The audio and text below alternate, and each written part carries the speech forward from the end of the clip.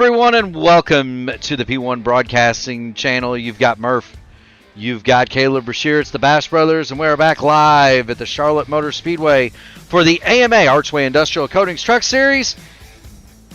It is the Stars and Stripes 200, and Caleb, we had a bit of an interesting one last night. It turned into a bit of a walk for Greg Evans in the end. The battle for second was as superlative as you could make it, but we've got a much shorter race tonight here in these trucks. We do indeed, and these guys are able to just push a little bit harder due to the nature of, one, it being a short race and how these trucks handle here around Charlotte. The truck is basically nearly flat out for the first 5 or 6 laps here if you're confident enough, and the truck is able to carry very, very good pace here. So a lot of the drivers that we often see that are good in the short run will be able to have a very good run here tonight because, well, the truck really likes the short runs around here. You know, it does. You mentioned this track. You mentioned this race being shorter. It's 134 laps as opposed to 200. So much shorter on the distance. The stages, those are shorter too, Caleb. 30 laps for the first stage, laps 60 on the second. They've got 3 new sets of tires in the pits instead of 4. And so we're going to see much more of a shootout style of a race. We also have some new faces in the chat.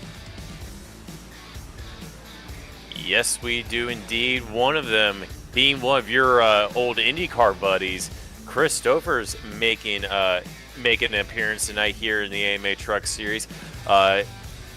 One of the old dark horse guys. You know, he's won the last race at Pocono, I believe. Yes, he did. As well as Gateway. Am I correct in remembering that? Yes, he won both Pocono and Gateway.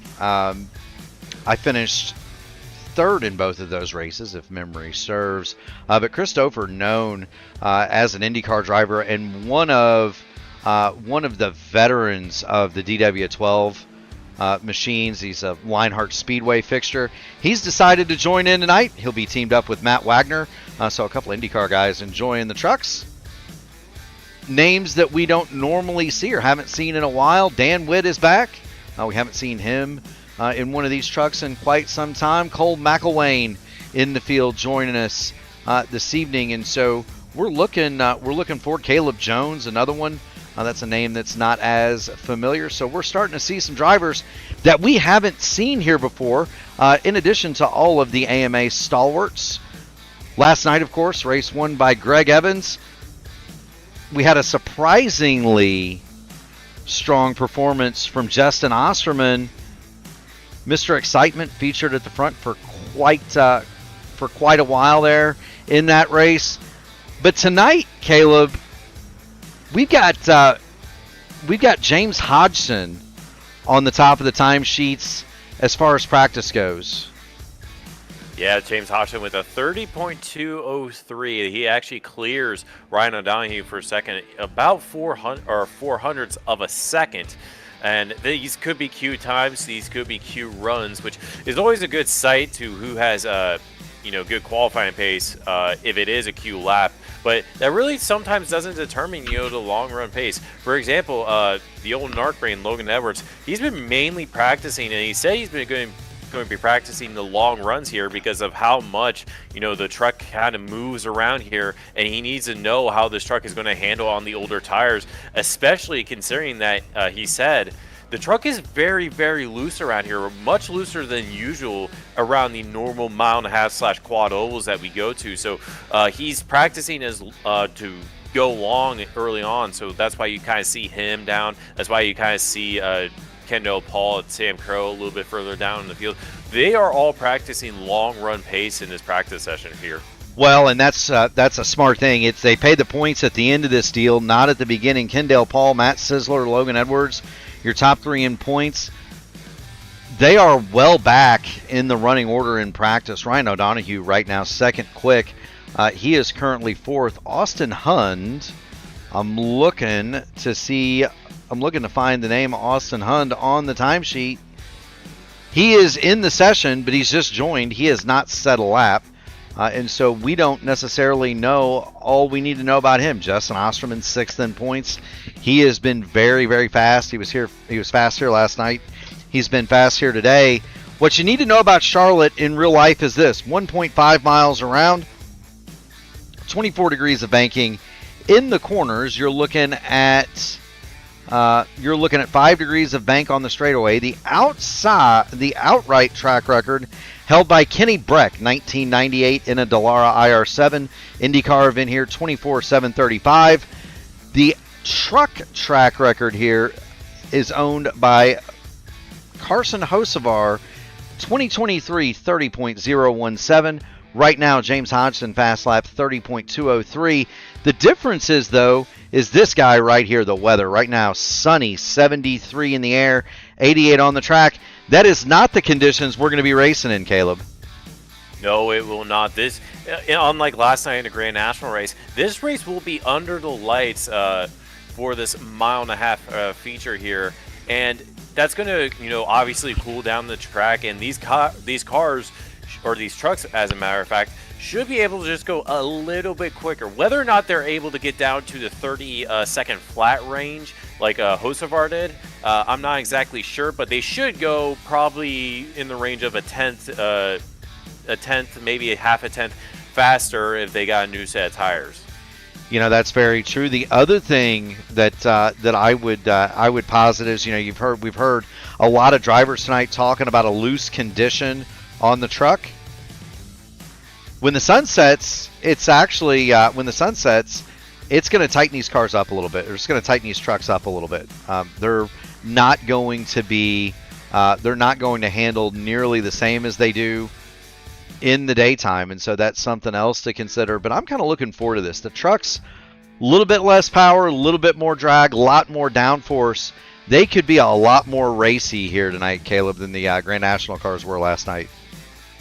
Yeah, and that is due to a number of factors. Obviously, you're a lot more wide open around here, and due to the trucks having slightly less horsepower, but having slightly less weight as well, so they're actually able to carry more speed into the corners than the Grand National cars are.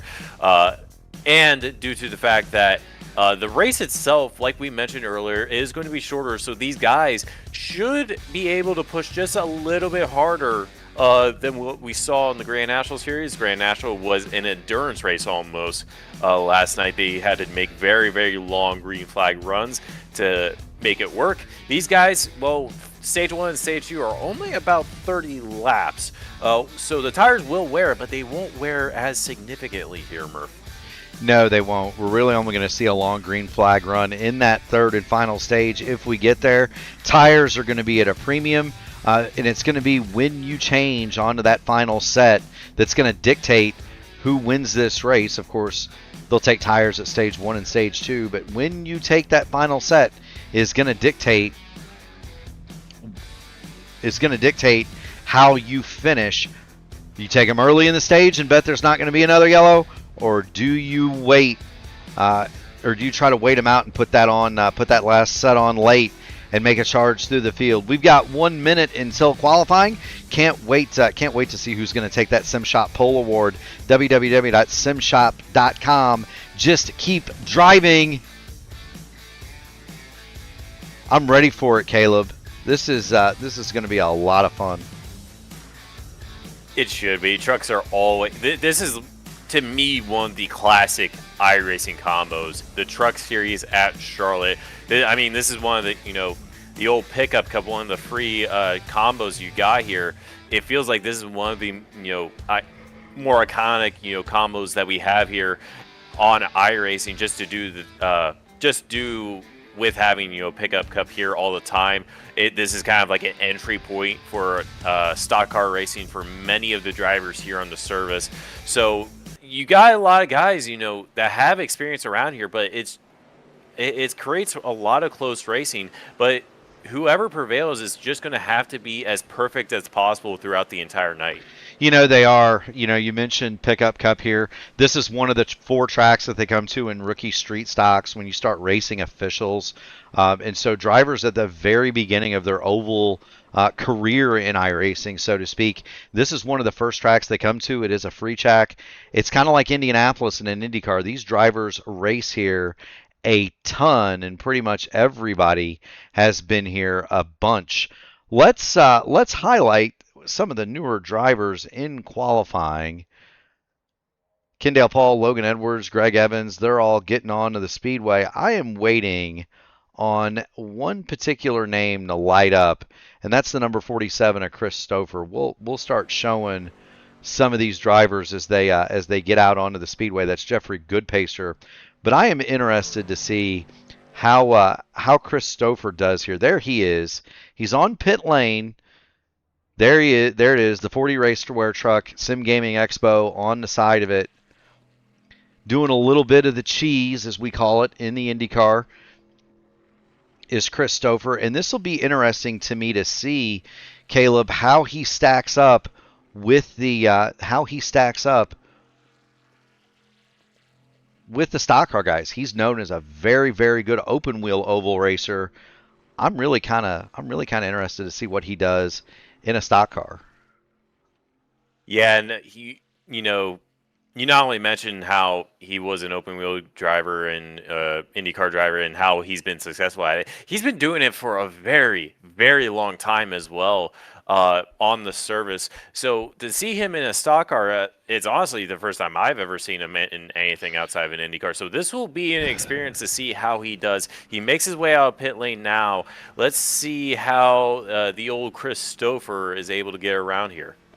It'll be interesting. We're going to ride on board with him here as he comes off the apron down the back straight. He'll get on to the back chute and get going. Chris Stouffer ready to rock and roll, take his first official laps on the clock in the AMA Archway Industrial Coatings Truck Series. Remember, he's racing with Matt Wagner tonight, and so a couple of open wheel guys and a couple of very experienced open wheel guys. I don't know quite how to feel when Gary Godso gets on the call in a dark horse race, Caleb, and he says there's Stouffer, Murphy, and Forsythe.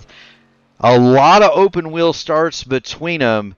I think he's called us legends before. I don't know if that means we're old or if we've been doing this way too long.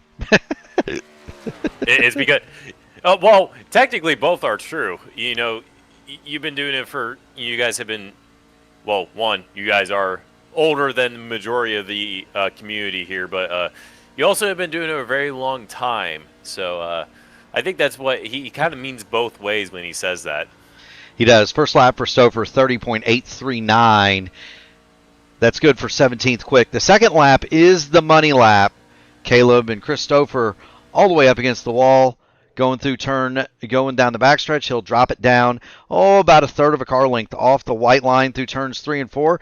It's a good-looking line. It's really stable for Chris. He's across the line, 30.333, and that is going to put him into the 6th spot. So a great opening run here in qualifying for Chris Stouffer.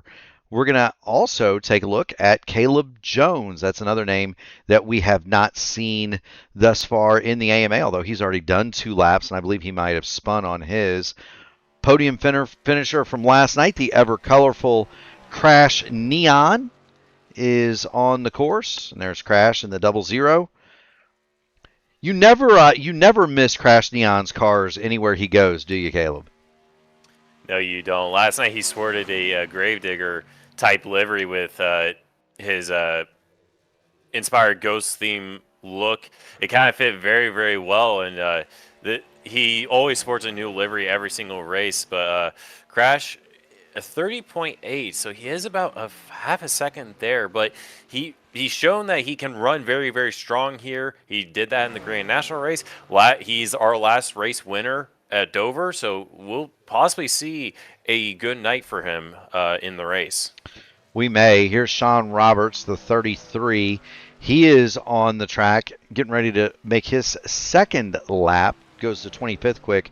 First lap, 30.717. Remember, lap 2 is the money. Here comes Roberts down the backstretch, just like Stouffer, right up against the outside wall. He'll go through turns 3 and 4, not all the way at the bottom, just like Stouffer, a little bit off that line. Here comes Sean Roberts. He is going to stop the stopwatch at 30.485. That's going to put him 20th quick. Chuck Sweeting, David Dunwoody are not going to take time. Caleb Jones did not get a time, and so we have concluded qualifying. And with that, let's go ahead and bring up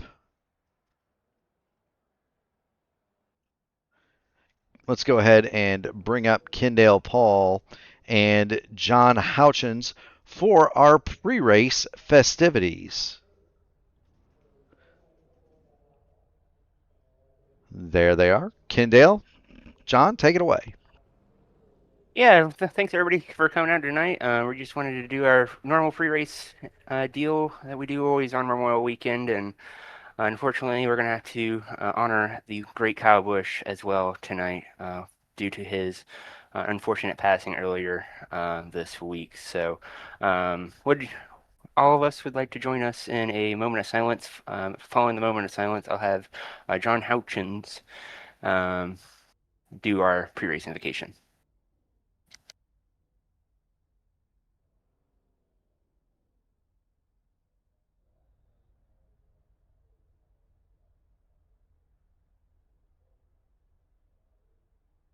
Most gracious Heavenly Father, we thank you for this day, Lord.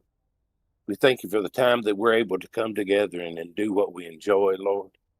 And Lord, we just thank you for the men and women that served this country and fought and died for our rights and our freedoms, Lord. But Lord, most of all, we thank you for the gift of your Son, that through faith in him, that we may spend eternity with you. Lord, be with the Kyle Busch family, Lord, as they deal with this tragedy. Not only was he a racer, but a husband and a father and a brother and a son. And we just ask you, Lord, to be with them. But we lift up praise to you today, Lord. Thank you, Lord. In Jesus' name I pray. Amen. Amen. Thank you, John. Thank you, Kendall. I'll let you get back to your cars. We'll get you back in your Discord servers. The pre-race festivities have concluded, and with that, we will get everybody situated and ready, and we'll get to a starting grid, Caleb Brashear. A starting grid indeed. On the pole, with a lap of 173.308 miles an hour, it is Jared Duda. He'll be flanked by Jeffrey Goodpacer on the outside pole. Row 2, Greg Evans, James Hodgson. Row 3, Kendall Paul, Sam Crow. 7th and 8th, say hey, Lewis Hayes. Mr. Excitement, Justin Osterman. And how about Christopher? Series debut. He's going to start 9th next to open wheel ace Logan Edwards. The old narc brain will roll off in the 10th spot. In 11th, Paul Witt, Shane Fleming will go 12th in the number 90. Mike Rigney will start the ISRA truck in the 13th spot, and he'll be flanked by Jason Phillips, his outside in 14th. Matt Sizzler will roll from 15th, trying to make up some points tonight. Joseph Grayhouse, 16th. Austin Hunn, 17th, likewise looking for a good points evening. Rick Fallas, 18th, the Marty Robbins special. Cole McElwain, 19th. And Sean Roberts in the 33 will be 20th. Matty Wagner will roll from 21st. He'll start next to John Houchins in the 72 in 22nd. Randy Dunlap, 23rd. Ryan O'Donohue, 24th. Not a good qualifying lap for O'Donohue. Ted Craven, the teddy bear, will start 25th. More on Ted Craven in just a few moments. Dan Witt, 16th. Crash Neon, 17th. Or 27th. Michael Kirk, 28th. Alan Steigerwalt, 29th. And Jeremy Dunwoody will roll from 30th. In 31st, it's Donald Green, Barry Seaman 32nd, Chuck Sweeting, David Dunwoody, and Caleb Jones did not take time. 35 trucks signed in for tonight's action, Caleb. 35 trucks and 35 drivers that are ready to take the green flag here. It's Charlotte. This is one of the, in my opinion, one of the most fun combos on iRacing, the Truck Series at Charlotte, and I'm sure these guys are looking forward to the next 134 laps here. You know, I'm sure they are. It's been a trying week for the NASCAR community. Of course, the loss of Kyle Busch reverberates, and we at P1 offer our thoughts prayers and sympathies to the Bush family and all of his friends, family, and connections. It's going to be a rough weekend down in Charlotte. Of course, for those fans, we've got the Indianapolis 500 this weekend. Caleb and I are going to go jump in a car almost immediately following this, and we're going to head for the Indianapolis Motor Speedway. But Barney's got the green flag out. Green flag, green flag. And we are ready to race here at Charlotte. Jared Duda gets out to the lead, but Jeffrey Goodpacer got a very good launch alongside him. Greg Evans on the inside. Looks like Greg Evans is going to slot himself on the inside there, but Jeffrey's got the outside momentum to carry on the high side. And it looks like James Hodgson is going to try to follow him through. Greg Evans kind of stuck at the bottom here, and that's what we kind of saw early on, or throughout the duration of last night's race, where the bottom you couldn't really overtake. The high side just had way too much momentum, and that's what we saw early on with Greg Evans. He's shuffling down behind James Hodgson now. Meanwhile, the leaders, Jeffrey Goodpacer, he's looking very racy on the back of Jared Duda. He is. Goodpacer is going to swing his truck to the high side. He's going to fall about a truck length and a half to 2 behind Jared Duda. So Duda, your early leader. The front 6, back to say, hey, Lewis Hayes, are single file. The early battle is right around Sam Crow, Christopher, Justin Osterman. Mr. Excitement's got the wiggles there on the top. Stouffer on the bottom. Stouffer is going to let him go. Here comes the 29 of Paul Witt. He's going to swing to the high side of Christopher as well, going through turn number 1. Now, the draft we mentioned last night could be somewhat effective. It is much stronger in these trucks here, Caleb. Yes, it is indeed. You're carrying a little bit more speed in the Grand National cars. They do hook up just a tiny bit better, but the dirty air is slightly more prevalent, so you got to lift off the throttle just a little bit more in the corners, and that is affecting how these guys handle it, and it will cause a little bit of understeer. Some situations it might even cause some understeer depending on where you hit the bumps and how the air is pressing down on the car, and it creates a different situation to where you're running in clean air, and it's going to affect tire wear. It's going to affect basically everything just a little bit differently than just running in open clean air. It is. You see Paul Witt go past Sam Crow, so move Witt to 8th, Crow to 9th. Matt Sizzler is already making up spots. He's dropped to the inside of Christopher.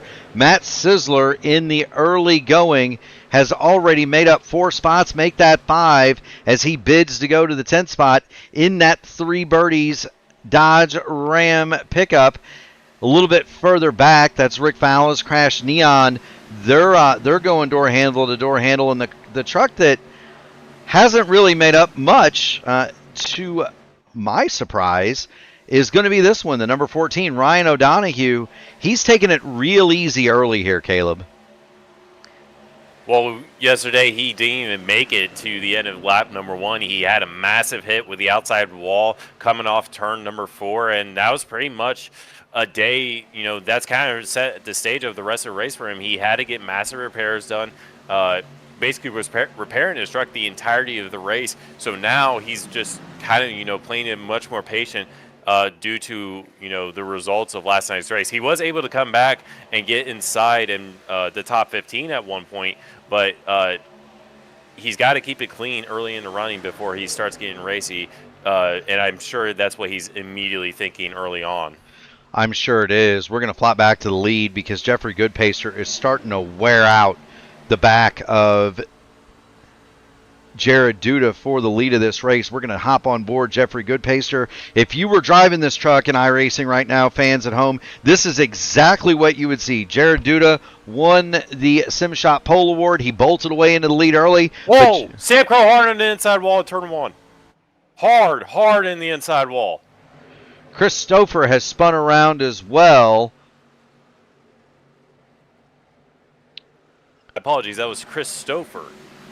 Yeah, that was Stouffer. Yeah, that was Stouffer.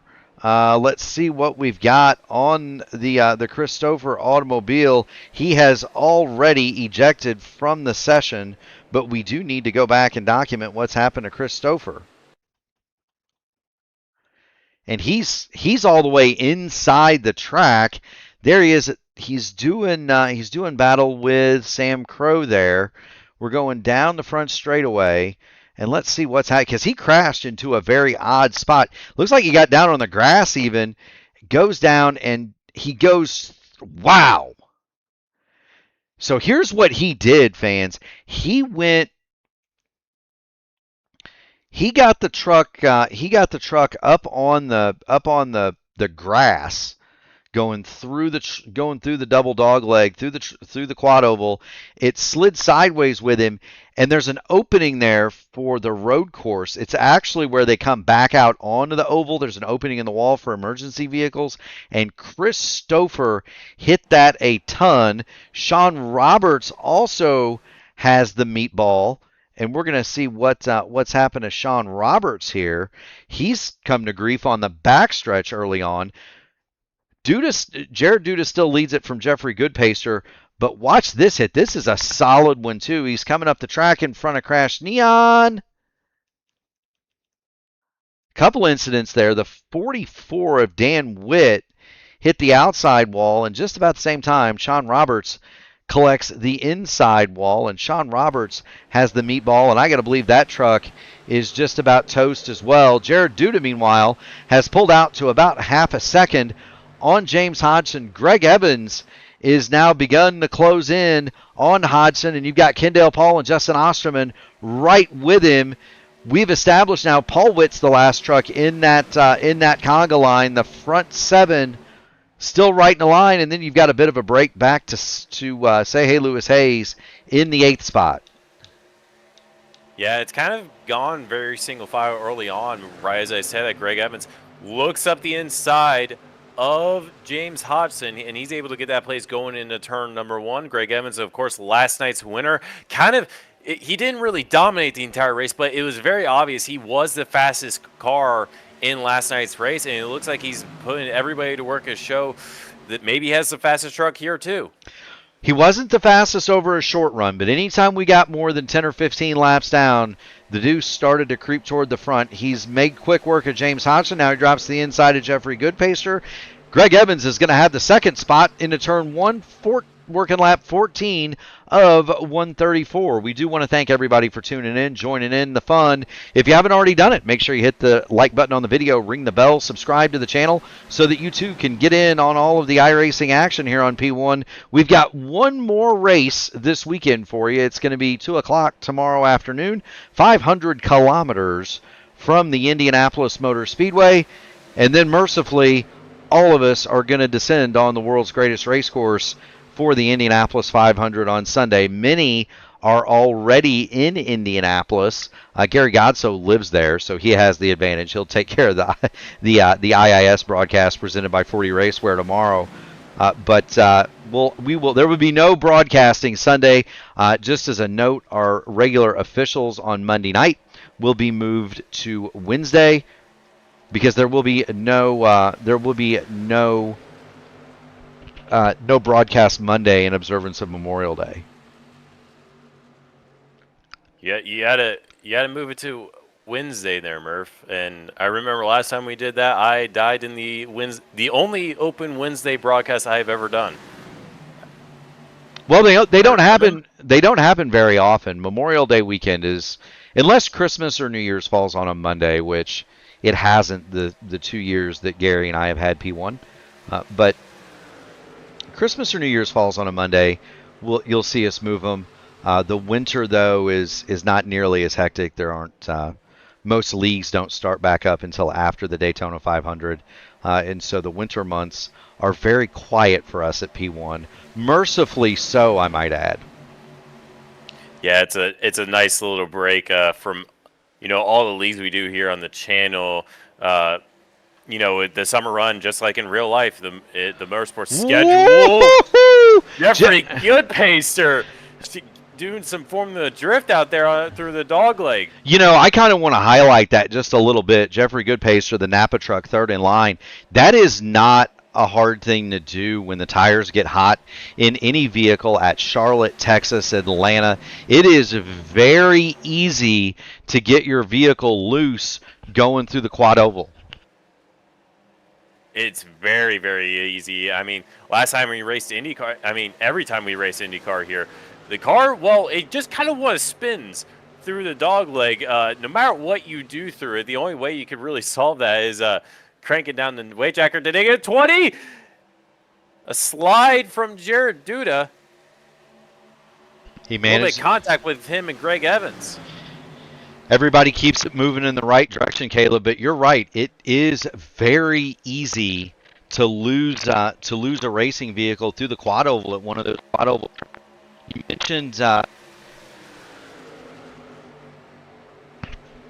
mentioned Caleb, the weight jacker in the IndyCar.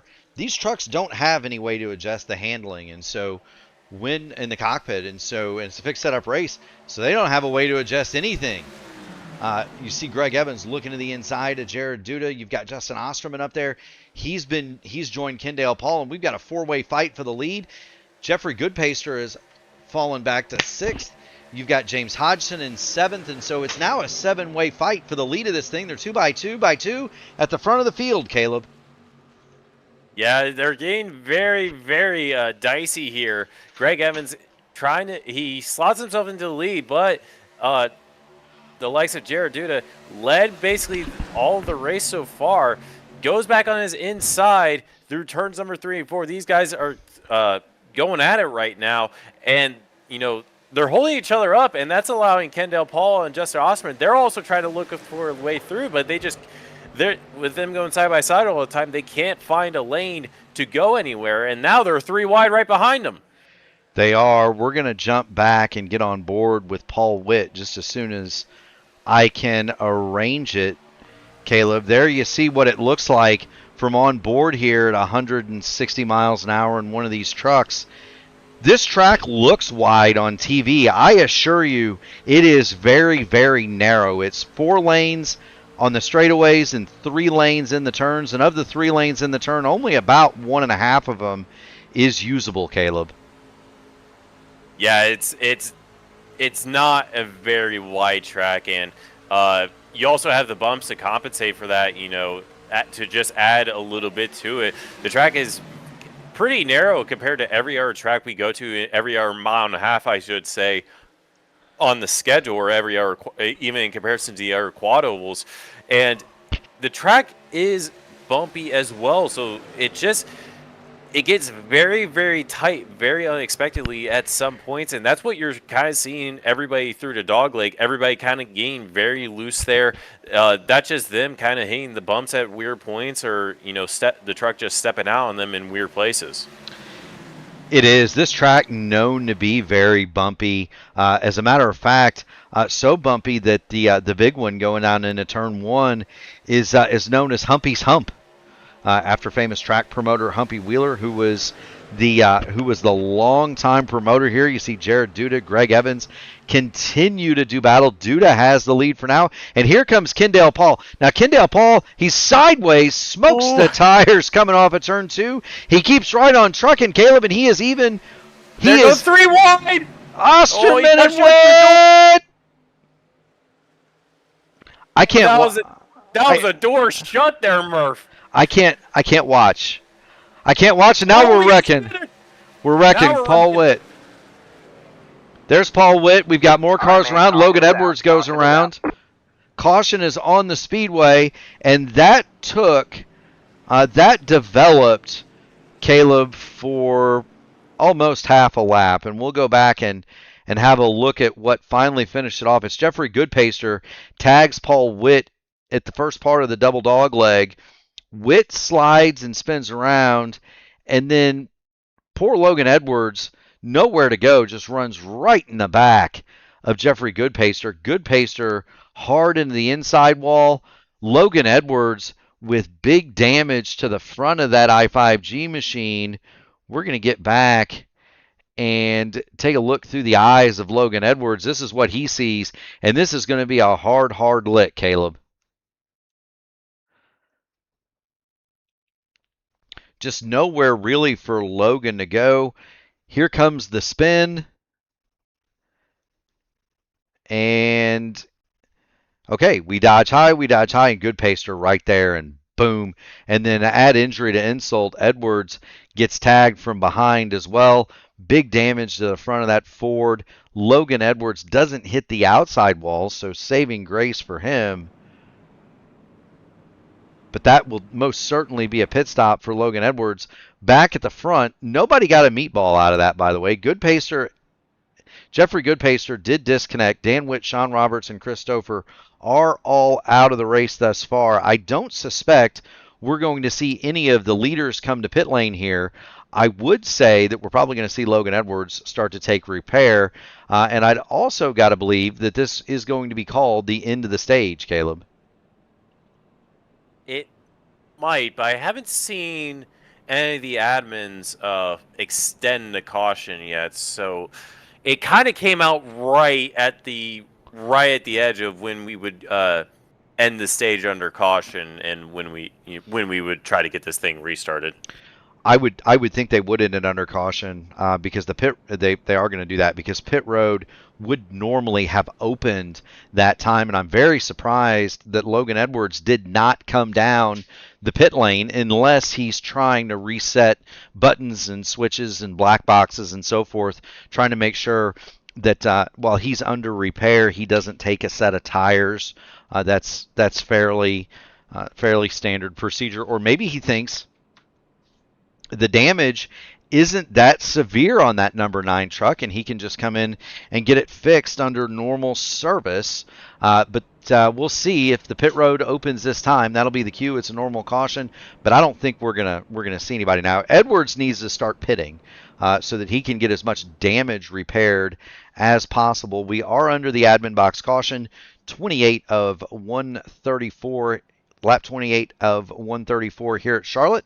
We do want to thank the series sponsor, Archway Industrial Coatings. Archway Industrial Coatings is a St. Louis-based flooring company that have been getting the job done for years. Their epoxy and urethane flooring solutions withstand the test of time, all while meeting our customers' installation schedules and budgets, where they're committed to doing the highest quality work at the lowest possible cost every time, whether you're looking for industrial, commercial, restaurant, retail flooring, or concrete repair at home.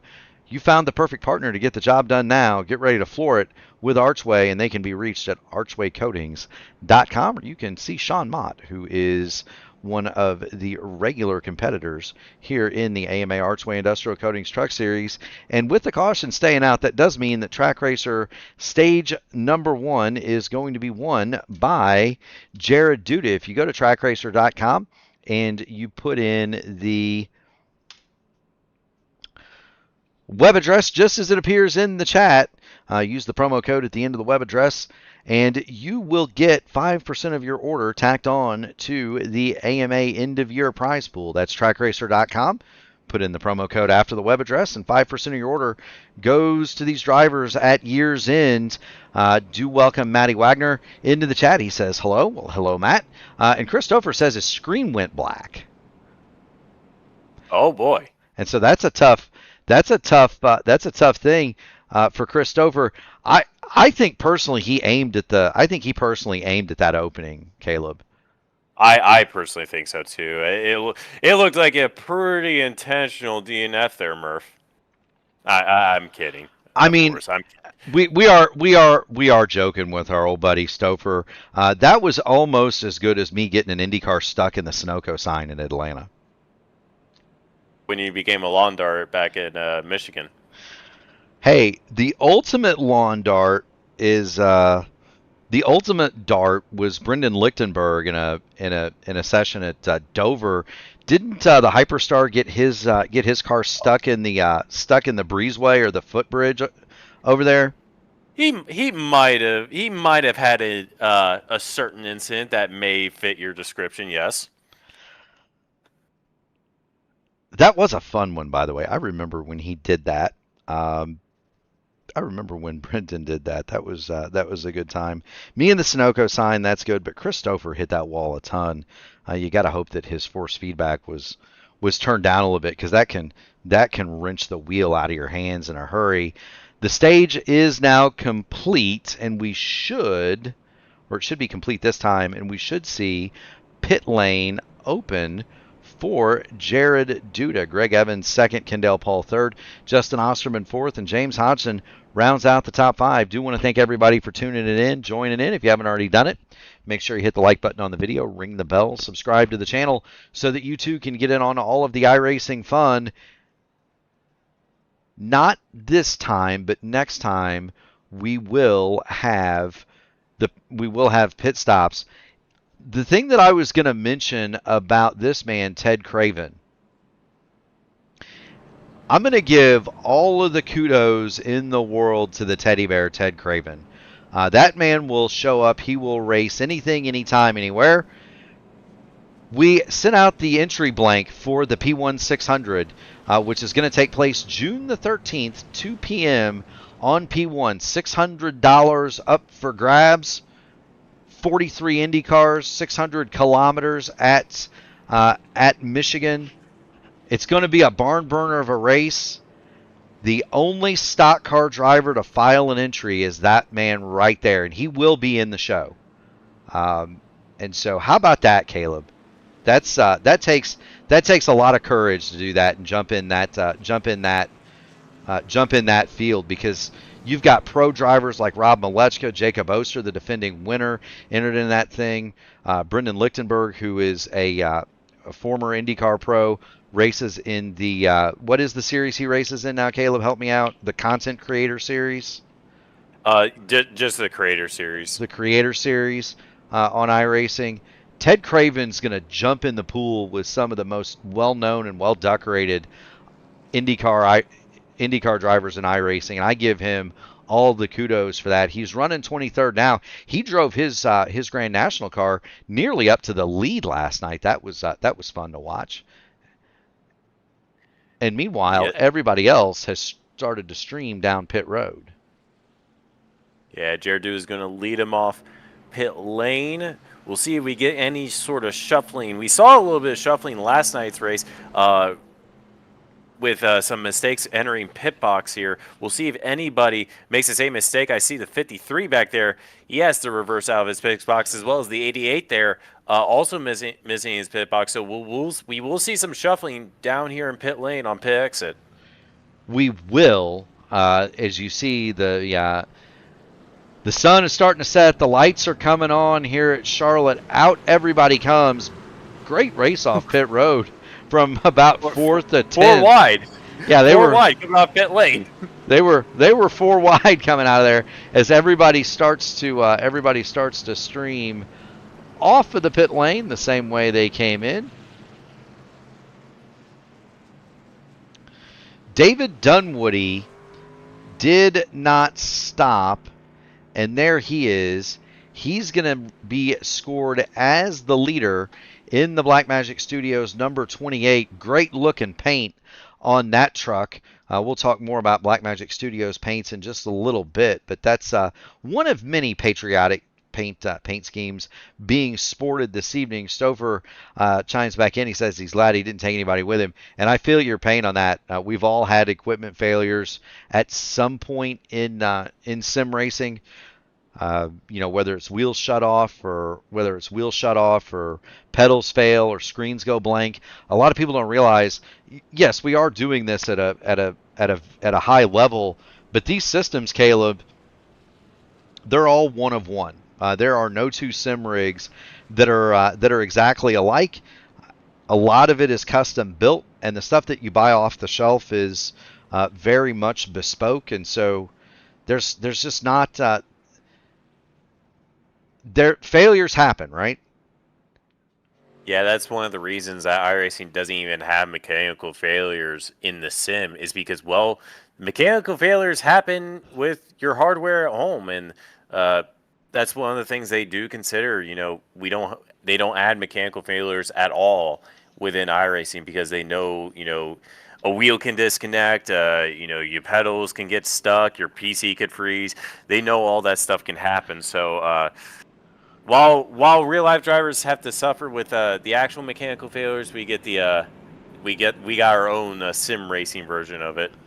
We do. Now, I do want to point out, Rob Malechka found out that there is a chance of a blown engine at least in the IR18, because he blew one up with the thing running in its normal within its normal limits. It's a 1 in 1 million chance that you can blow I the believe motor. it was a very, very small chance. Pace car is in. Jared is going to lead him off. Green, green, green. But it was a very, very small chance. But they did patch it a couple seasons ago. They did have the green flag back in hand. Now, this will be the shortest stage, 27 laps, because 3 of them are run under caution. Jared Duda leads them away. Kendall Paul has dropped to the inside. He's claimed second from Greg Evans. Evans is third. We got a car in the wall hard on the bottom of the speedway. That is Caleb Jones. No caution.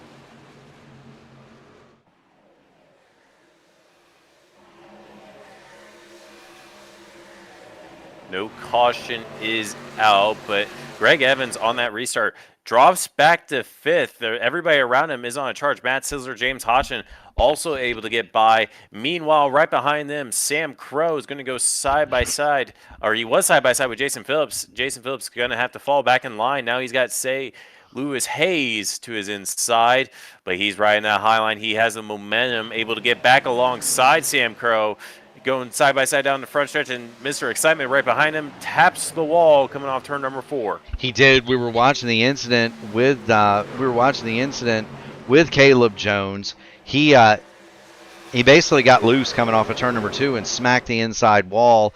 That's going to drop him back to the 30th spot. David Dunwoody has come back into the pit lane. He is 31st. He's going to go a lap down here, and the battle at the front is starting to get fast and furious. Matt Sizzler has now pulled into second, and he is all over the back of Jared Duda. Matt Sizzler wants the lead here, and he's going to try to get it coming through turn 1. Well, right as we say it, made it look very, very easy. Up the inside, going through turns 1 and 2, Matt Sizzler slots himself into first, and he is already building a gap to the rest of the field here. Although going through turns 3 and 4, Jared Duda's got a decent run, but Matt Sizzler still building that gap right as he took the lead.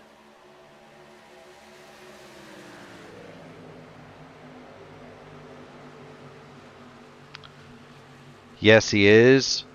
Sizzler to the lead, Duda second. It's about 10 car lengths back to Kendall Paul. Everybody is more or less in line all the way throughout the field. Justin Osterman trying to work over Sam Crow. Greg Evans dropped back to 6th. Big move from Lewis Hayes down the inside of Osterman. Osterman gives it a wiggle, and Hayes is hard in the wall. All right, man. Caution is out. Caution is out.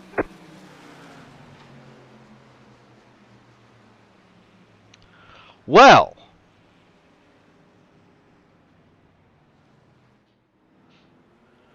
Lewis Hayes pounded the outside wall off the nose of Justin Osterman, and we're going to have to back this up and take a wider angle look at this, Caleb. Lewis Hayes had a tremendous run going down the back. Here he is. We'll get the standings out of the way. He came from 5 car lengths back. Osterman had to get out of the gas behind Sam Crow, and here comes Lewis Hayes, and he just drives in. He makes it stick. They do not touch. They touch there.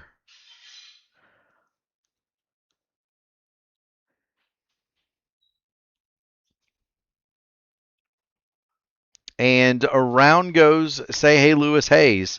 We'll watch it. Let's watch it one more time from a much wider blimp angle, Caleb, and I'll let you have your thoughts. Again, Hayes, he had a ridiculous run going into turns 3 and 4. I don't think they touch until right here.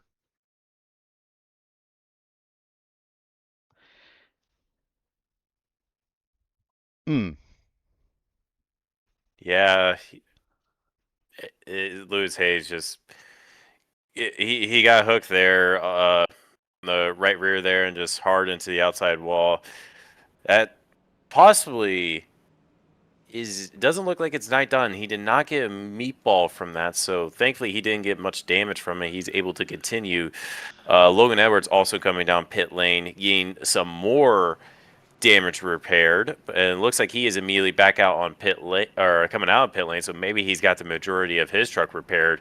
As the pace car is not even close to coming around pit lane, it's actually in turns 3 and 4 at the moment.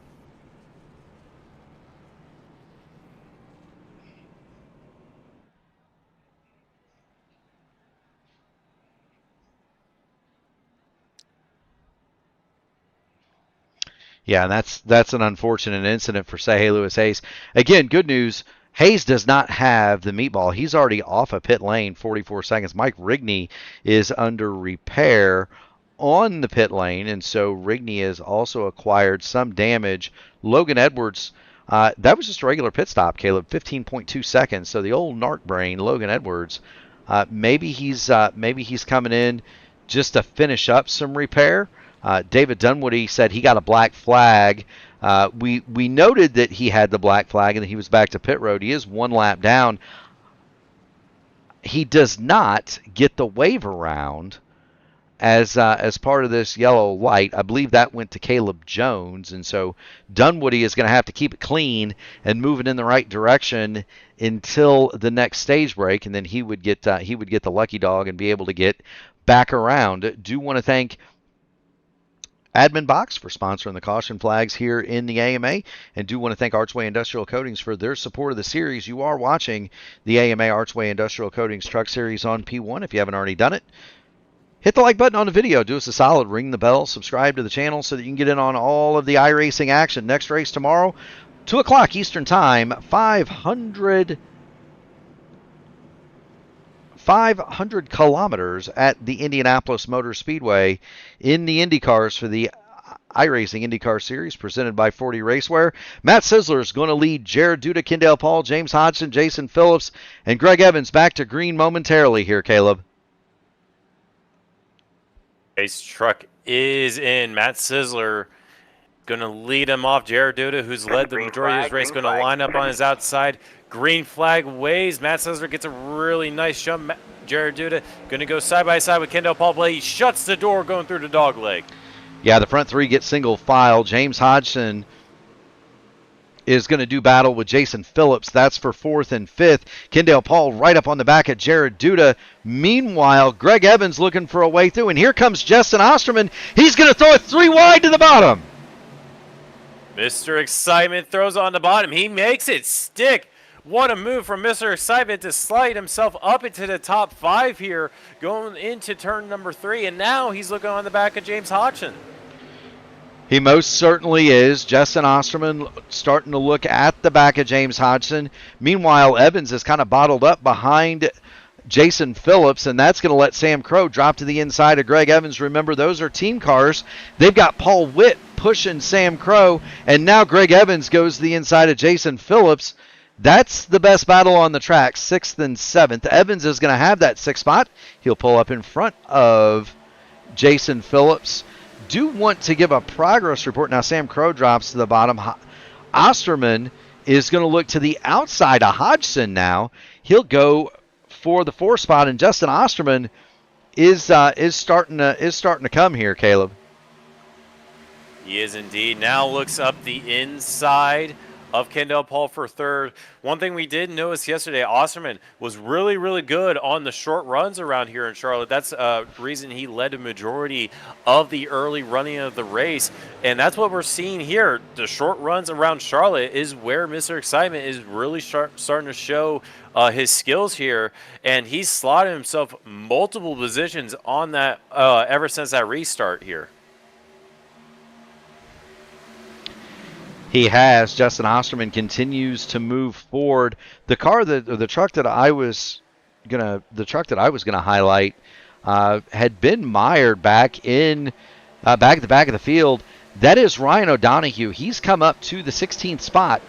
since the opening of the second stage. So he's beginning to pass trucks and move forward now is Ryan O'Donohue. There you see him behind Chuck Sweeting. He's got the old narc brain, Logan Edwards, to his outside. And you got to feel like maybe O'Donohue is just saving the truck. Caution on the Speedway. It's Sam Crow.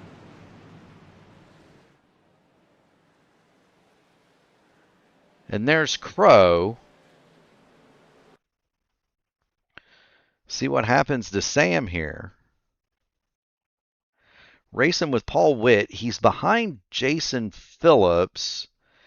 And those Paul Witt and Sam Crow just going to come together there, getting into turn 3, trying to get into the corner. Crow hard on the brakes. Just collects the wall with the right rear. Crash Neon, Chuck Sweeting, Logan Edwards all taking evasive action, but caution back out here at Charlotte, lap 47 of 134. Cautions, of course, brought to you by Admin Box, race control at the touch of a button. If you're a race controller, league owner, you host a lot of hosted sessions, you need one of those. Admin Box, www.adminbox with 2x's.com. Hit up Fish, tell him I sent you. It is getting to an interesting choice here. These guys have been out 15 laps, Caleb. You think we see anybody pit here and say, I'm going to try to win the stage? We saw Ted Craven do it last night. We're going to see Sam Crow come down. Of course, he's got damage. Logan Edwards not coming to pit road, so he must be fixed.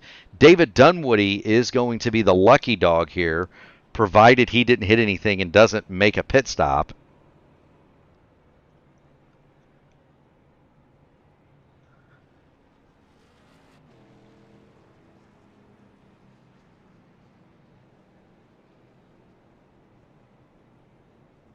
One thing that's interesting, Murph, it appears that maybe Sam Crow was forgiven when he hit that wall there. He's actually already coming out of pit box, so maybe he got very lucky there. It's possible. 7.4 seconds in the box. It's possible that it didn't look like he hit it that hard. The truck didn't snap or violently move in any way, and sometimes when you just lightly tap it, just as it is in real life, it doesn't really hurt the thing all that much. He's going to have to go to the back, but we know that Sam Crow very, very fast here, and so he should be able to work his way back toward the front of this field. Jared Duda is your leader. He's going to have 11 laps to go in the stage. They'll come to start lap 50 when they get back to green flag action, and it's going to be interesting to me, Caleb, to see exactly what transpires with anybody that stopped. Sam Crow stopped. Sehe Lewis Hayes has bolted on 4 new tires, as has Logan Edwards. Edwards in that i5G machine, and there he is. He started 8 laps ago at that restart in the very back.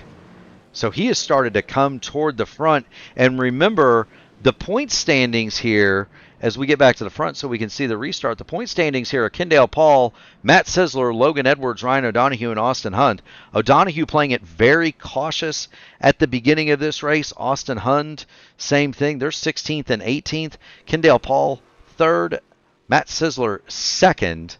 Logan Edwards is 14th. So 14th, 17th, and 14th, 16th, and 18th for your points leaders. Kendall Paul, Matt Sisler, second, and third.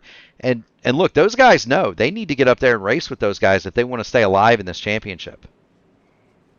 Yes, they do indeed. Logan obviously got involved in that incident earlier. He's got the majority of that damage repaired. He's still got a little bit right side damage near the exhaust that's still prevalent, but he is quick at the moment. He's got a fresh set of Goodyear rubber. He actually didn't take a set at the end of stage number 1, so he has a fresher set of tires than everybody else in the field. He's able to go forward in the last 10 laps or so in this stage. He is, and we'll continue to monitor the situation for Edwards, O'Donohue, and Hunt as they continue their march forward. Jared Duda starts to march away from the field. He's got the green flag, and he is already flying. We'll get up in the grandstands and watch the field streak through turn 1. Jared Duda in the lead from Kendall Paul and Greg Evans.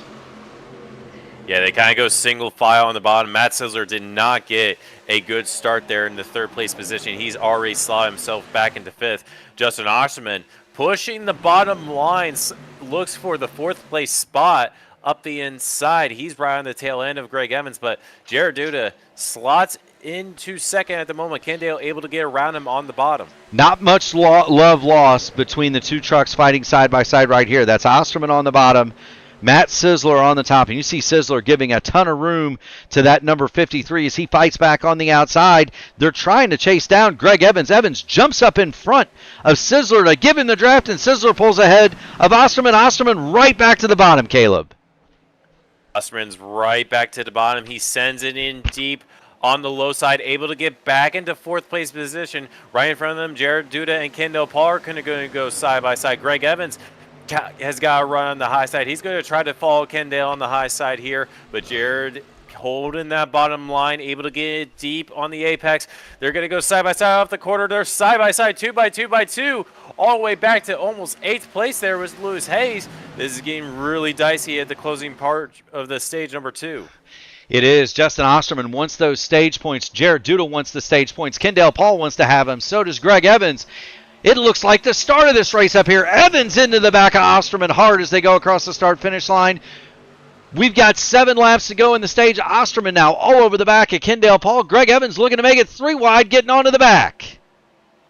Kendall Paul gets a little bit loose off the corner. He's still on the high side. We got a car through the bottom there. That is Matt Sizzler, I believe. He gets a big slide, but able to rejoin onto the track. Doesn't lose that much time, though. But the battle at the front still prevailing. That is Kendall Paul slots into the 3rd place position. Osterman was able to get around him, but is Jared Duda still leading this thing at the moment? It is Jared Duda leading this thing at the moment. He is got Justin Osterman, Mr. Excitement, all over him. Osterman down the inside. It was contact between Osterman and Sizzler that sent Sizzler to the inside to the apron. Sizzler got everything back under control. He is back in the 9th spot. Side by side for the lead. It's Osterman on the bottom, Duda on the top. Greg Evans, Kendall Paul. They've got great seats for this in 2nd and 3rd. All right, man. Caution. And it's Jared Duda, the race leader around. That will end Blackmagic Studios stage number 2, I believe. The leader, Jared Duda, around. And it's contact with the number 53 of Justin Osterman that sends Duda into a spin. Here we are. Watch this, Caleb. Down the front. And there it is. We're going to get, let's get on the roof cam of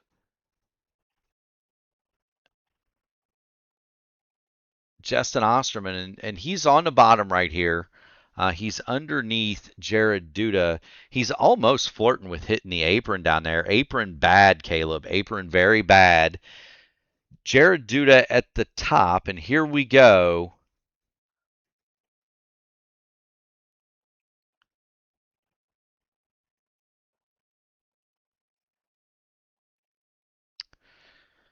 We'll let the fans at home be the judge, Caleb. We don't want to take sides, but that is now 2 cars that have gone around off of the nose of that number 53, and Osterman is going to be credited with the win in the stage. Kendall Paul 2nd, Greg Evans 3rd, Paul Witt 4th, and James Hodgson will round out your top 5. Did you get a chance to see any of the Carburation Day practice today from Indianapolis, Caleb? I did not. I was working most of the day today, and then immediately had to come home and do IAS for Friday, since I'm not going to be able to do it tomorrow. So I was not able to catch any of it. So when does the drive start for you? You're in Northern Ohio, so one about how long does it take to get there for you, and then the other is when When do you set off in the Cadillac for Indianapolis?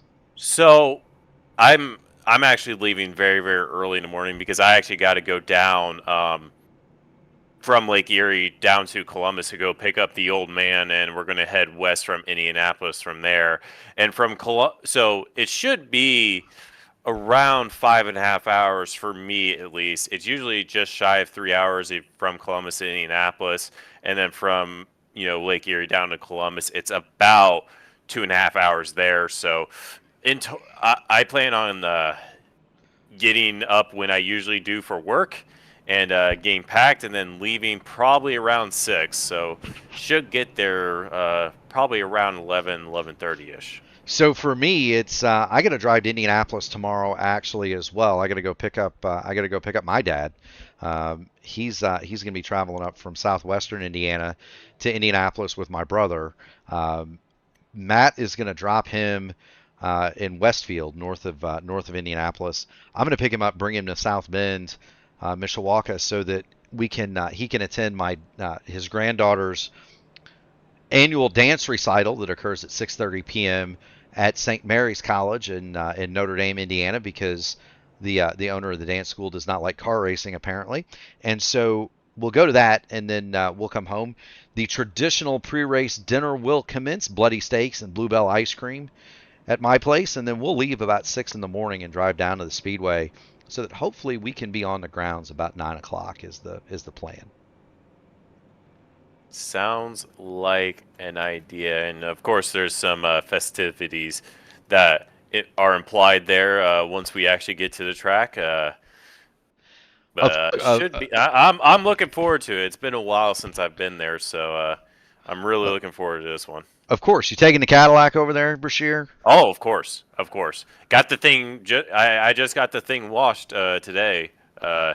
It had a lot of Lake Erie mayflies all over the front bumper. I had to clean those off. You had to get that baby waxed, didn't you? Oh yeah. There are very few things in the world that look better than a waxed Cadillac, by the way. My friends, pristine, crystal white as well. Gotta love it. It looks gorgeous when it's very clean. The problem is when you live up here towards the coast of Lake Erie, it's you encounter a lot of Lake Erie mayflies, and they like to be all over your front bumper when you're driving along. They do. I've killed my fair share driving through southern Indiana.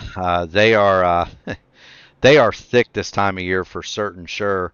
I used to get up and drive in years past when it was just me. I had gotten up at 3 in the morning and driven down so I could be there for the Cannon.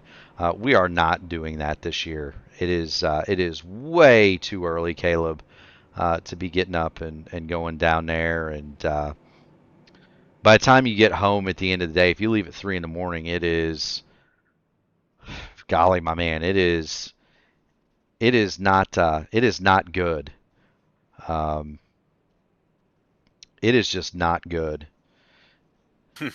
He speaks from experience, everybody. He speaks from experience. I mean, I'm all for enjoying the festivities the morning of the race, but I think this would be the first year that I would have missed the Cannon really since college. So it's been every Indy for 25 or so that I've been there for the Cannon, and it's just it's getting to be, you get a little bit older and you get a little bit wiser, Caleb.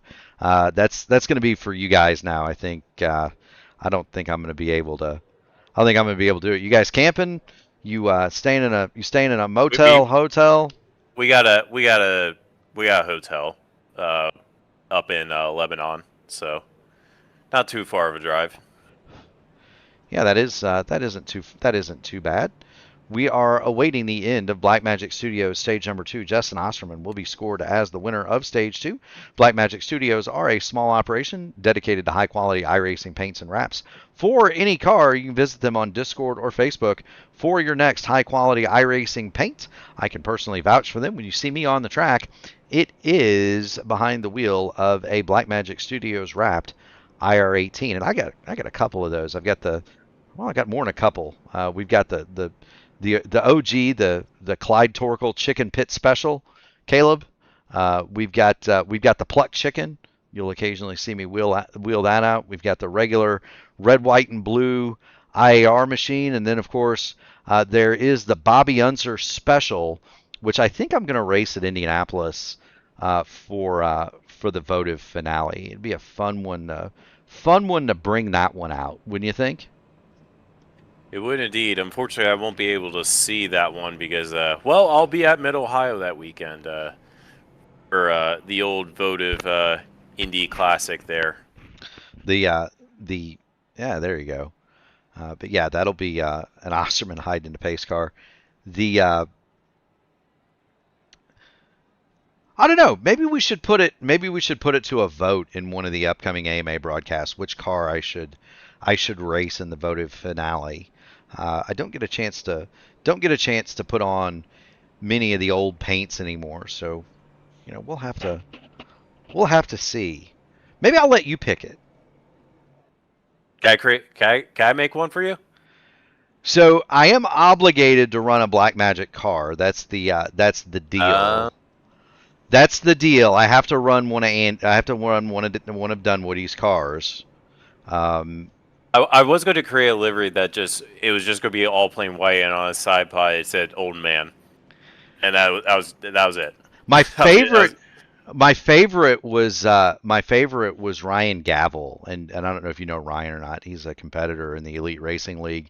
He let his daughter paint one of his cars, and it was plain white, and it just had his daughter's writing of his name on the side of it and the number, and that was it. David Dunwoody checks in. He says it's time to go. It is time to go. It is going to be pit stops, and then stage 3. They're going to have 70 laps roughly. Can they make it on one tank full, Caleb, or are they going to have to stop? It's going to be close here, Murph. Obviously, if the caution comes out, they're going to come down pit lane no matter what to take tires. But if we do go green, it's right on the edge. I think they can make it on fuel, but it's just a matter of can they make the tires last that long?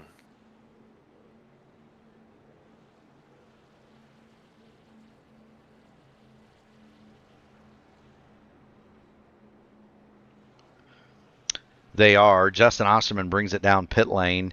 He will slide to a stop in his box. We'll watch the race off of the pit lane as they get ready to get lined up for the decisive stage. Do want to thank Archway Industrial Coatings for their support of the AMA. Archway Industrial Coatings can be found at archwaycoatings.com. They are a flooring company in St. Louis, Missouri. They do industrial, commercial, restaurant, retail flooring, or concrete repair at home. They are the perfect partner to get the job done now. You can get ready to floor it with Archway as everybody floors it off the pit lane. The current leader is Logan Edwards. He's been out 22 laps on his current tire, so he's doing the thing, Caleb, where he made his stop in the middle of stage 2. He's going to stay out here. Now, that did not work for the trucks that tried it yesterday, or the cars that tried it yesterday. Logan Edwards, though, one, he's got fewer laps on his tires than the drivers did yesterday. The other is the trucks don't lose near as much time on older tires as the Grand National cars. No, they don't. And one thing you also got to consider is nearly all of those laps have been under caution as well. Yeah, so I mean, extended cautions for sure for Logan, and so he's elected to stay out. He will keep his extra set of tires, and what Logan Edwards is betting is that we get a long green flag run here and then a caution, and he's able to stay up near the front. He had been running just about anywhere between 14th and 20th in the run during the run, so he's betting by staying out, he's going to be able to. He's betting that by staying out, he's going to be able to make up some track position. Paul Witt and Jared Duda have 2 tires. Paul Witt, Jared Duda, 2 tires. Matt Sisler, back in 14th, has elected to repair some of the damage that occurred in his incident. And so Matt Sisler back to 14th. It's going to be fun to watch him try to drive back through the field. He's going to have 70 laps to do it, Caleb. This is going to get good here. 71 laps, excuse me. It will indeed, and that's right. Again, that's still right on the edge of them making it. So it'll be interesting to see if anybody just comes down pit lane just for, even if they can't make it, whether or not they do come down pit lane just for tires' sake. We're going to see. We're going to definitely be monitoring the pace, not only for the number 9 of Logan Edwards, but also Paul Witt, Jared Duda on 2 tires, and the rest of the field on 4. The pace truck pulls off onto the pit lane. Barney's got the green flag in hand, and we are back under green flag conditions at Charlotte. Final stage upon us. It's the Stars and Stripes 200 for the AMA Archway Industrial Coatings Truck Series. Logan Edwards gets out to a very, very big jump there. Jared Duda on that 2 sets of tires slots into second, and Logan's kind of running away with the field, or at least on his first lap. Jared Duda in second, side-by-side behind them. That's Paul Witt and Greg Evans going side-by-side. They're getting pushed by the likes of Kendall Paul and Mr. Excitement, Justin Osterman. They're going to go side-by-side, but they kind of fan out going through turn number 4. Nearly 3 wide in the back there. They are watching the battle between Paul Witt and Greg Evans. The no tire call does not seem to be hurting Logan Edwards at this point, nor do the 2 tires appear to be negatively impacting Duda or Witt. Greg Evans, the first truck on 4, has not been able to clear the 2 tired machines of Duda or Witt. He'll drop to the bottom into 4th place behind Paul Witt. It's Logan Edwards, Jared Duda, Paul Witt as we come to get lap 66. Is indeed, and now he's got Mr. Excitement all over his rear bumper. He looks up the inside. Greg is defending the outside. He has the momentum on the high side, but Mr. Excitement able to clear him on the bottom. And again, these short runs that Justin Oshman is getting, that's where he is strong. Yellow. Caution is out. Caution. It's David Dunwoody around.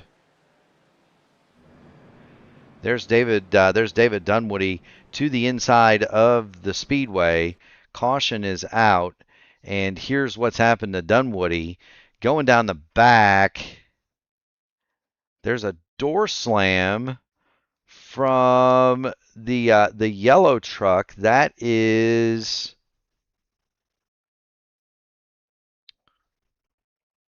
the 99 of Jared. That was his brother. No, it wasn't. Oh, boy. I thought that was his brother. It wasn't Barry Seaman, wasn't Ted Craven, it wasn't Randy Dunlap. But we need to figure out who that was. Wasn't Shane Fleming.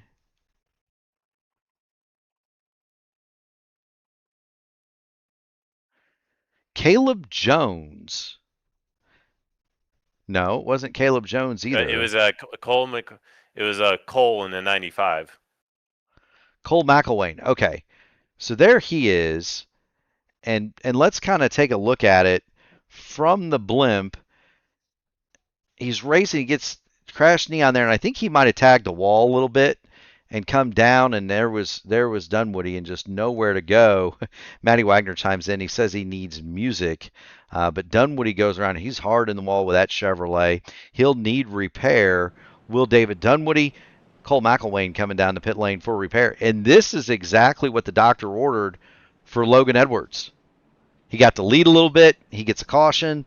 The tires haven't shown up. And critically, those guys on 4 tires have not been able to progress through the guys on no tires to this point.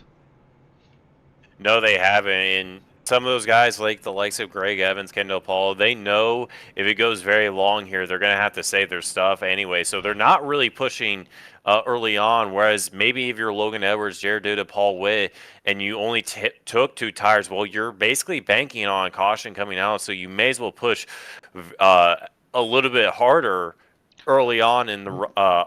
Well, think about Logan Edwards. He has to push. He knows he cannot make it on fuel. There's no way that with 22 laps before the stage break, even though about half of those were under the yellow light, there's no way that he's going to make it to the end of this thing if it stays green. So he is for sure going to need to pit that i5G truck if this race stays green, or if no matter what. Duda and Witt should be okay on fuel, as should the rest of the field now with this extra caution.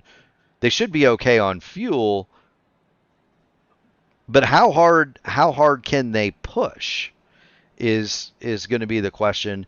I think you may be seeing a little bit of fuel saving, whereas we know Logan Edwards is not interested in saving fuel. He knows he's going to have to stop, but I think 70 might be right on the outer edge. So these guys are they're kind of, I don't want to say coasting along, but they're not. They might be running 8/10 instead of 10, Caleb. Yeah, and that's what you get typically in these third stages. This is where all the strategy pops up. These guys that have pitted for fuel, like we said, could probably make it to the end. They might have to do a little bit of fuel saving, but they also got to think about, well, if they can't go to the end, they got to think about saving their stuff. Whereas if you're Logan Edwards, as we brought it up, well, you got to push a little bit harder because, well, you're on slightly worn tires and you know you can't make it to the end. So there's no real point in fuel saving at all. Quite right, Caleb. We are going to get the green flag coming to get lap 70 of 134 under the admin box caution flag. Do want to thank everybody for tuning it in, joining in. If you haven't already done it, make sure you hit the like button on the video, ring the bell, subscribe to P1 so that you can get on all of the iRacing fun. You are watching the you are watching the AMA Archway Industrial Coatings Truck Series live from the Charlotte Motor Speedway here in iRacing. The pace truck is going to come on off, and Logan Edwards is going to be the first into the restart zone one more time. Green flag goes in the air, and we are back to racing action. And Edwards got a terrific launch on that from that inside front row position. He'll have the lead going into turn one. Meanwhile, Justin Osterman did not get a very good start. Greg Evans is going to go by Osterman. Osterman's going to go back to fifth. Yeah, that's going to allow Greg Evans to slot up into the fourth place spot and immediately just kind of drive by. Logan Edwards showing the signs of worn tires at the moment. The two-tire runners both able to get around Logan Edwards. He's going to have to drop back into third. And now he has, and we got a car off in the background there. It's Shane Fleming. Shane Fleming spun coming off of turn number 4, and I think he actually went into the pit lane. Going to check on that. He does not have a black flag or a meatball, and so everything keeps going out on the racetrack. It's Paul Witt looking to the outside of Jared Duda now, and Logan Edwards hanging tough in that third spot. He has not been swallowed up as you might expect, Caleb. Again, we don't think tire wear is as significant in the trucks as it is in the Grand National cars. And, well, Paul Witt's able to hang on to Logan Edwards is able to hang on to the third spot. Yes, he is indeed. And meanwhile, right behind him, we have a very, very intense battle for basically just outside the top 5. Justin Osterman back. They are going at it like no tomorrow. Chuck Sweetie, Lewis Hayes, Jason Phillips, all going at it at the moment, and still side by side. They've been side by side for the entire laps, and look who has made it up here. Ryan O'Donohue going side by side with Matt Sizzler coming off turn number 2. Yeah, that's 3 of the 4 points contenders right now. Sizzler going to drop to the inside. Jason Phillips backs wisely out of that mess. Meanwhile, O'Donohue, he's kicked the tires and lit the fires, Caleb. The third stage is here. O'Donoghue's going to try to come to the front. He's got Austin Hund and Matt Sizzler with him. They need to go catch Kendall Paul. Kendall Paul currently is in the 8th spot. Those trucks need to make up some points there to the bottom of Joseph Greathouse now. And there's O'Donohue. Greathouse trying to push Matt Sizzler off into the corner. O'Donohue can't quite make it stick on the bottom. This is getting fun. And meanwhile, Greg Evans is all over. They've gotten past Logan Edwards. Greg Evans is all over the back of Justin Osterman. Yeah, Osterman was able to get by Greg Evans there, going through 3 and 4 last time around, kind of around the same time they got around the old narc brain. But now Logan is dealing with the signs of tire fade at the moment. James Hodgson is now to his outside. He's got Kendall Paul and John Hutchins right behind him as well. So Logan Edwards at this point is begging for a caution. Meanwhile, everybody else is just kind of progressing forward. There's a big gap between second and third right now, and there's even a bigger gap between third and fourth right now. The entire field, once they get past Logan Edwards, is able to kind of pull away a little bit, but he is doing a very good job making these used tires last. He is. John Houchins will pull to the outside. He's got teammate Kendall Paul going to come with him. Edwards is about 0.3 of a second slower than the pace at the moment, and you can see it. Ryan O'Donoghue on the bottom, and O'Donoghue racing with Sizzler is going to get trapped, or is he going to go 3 wide, Caleb?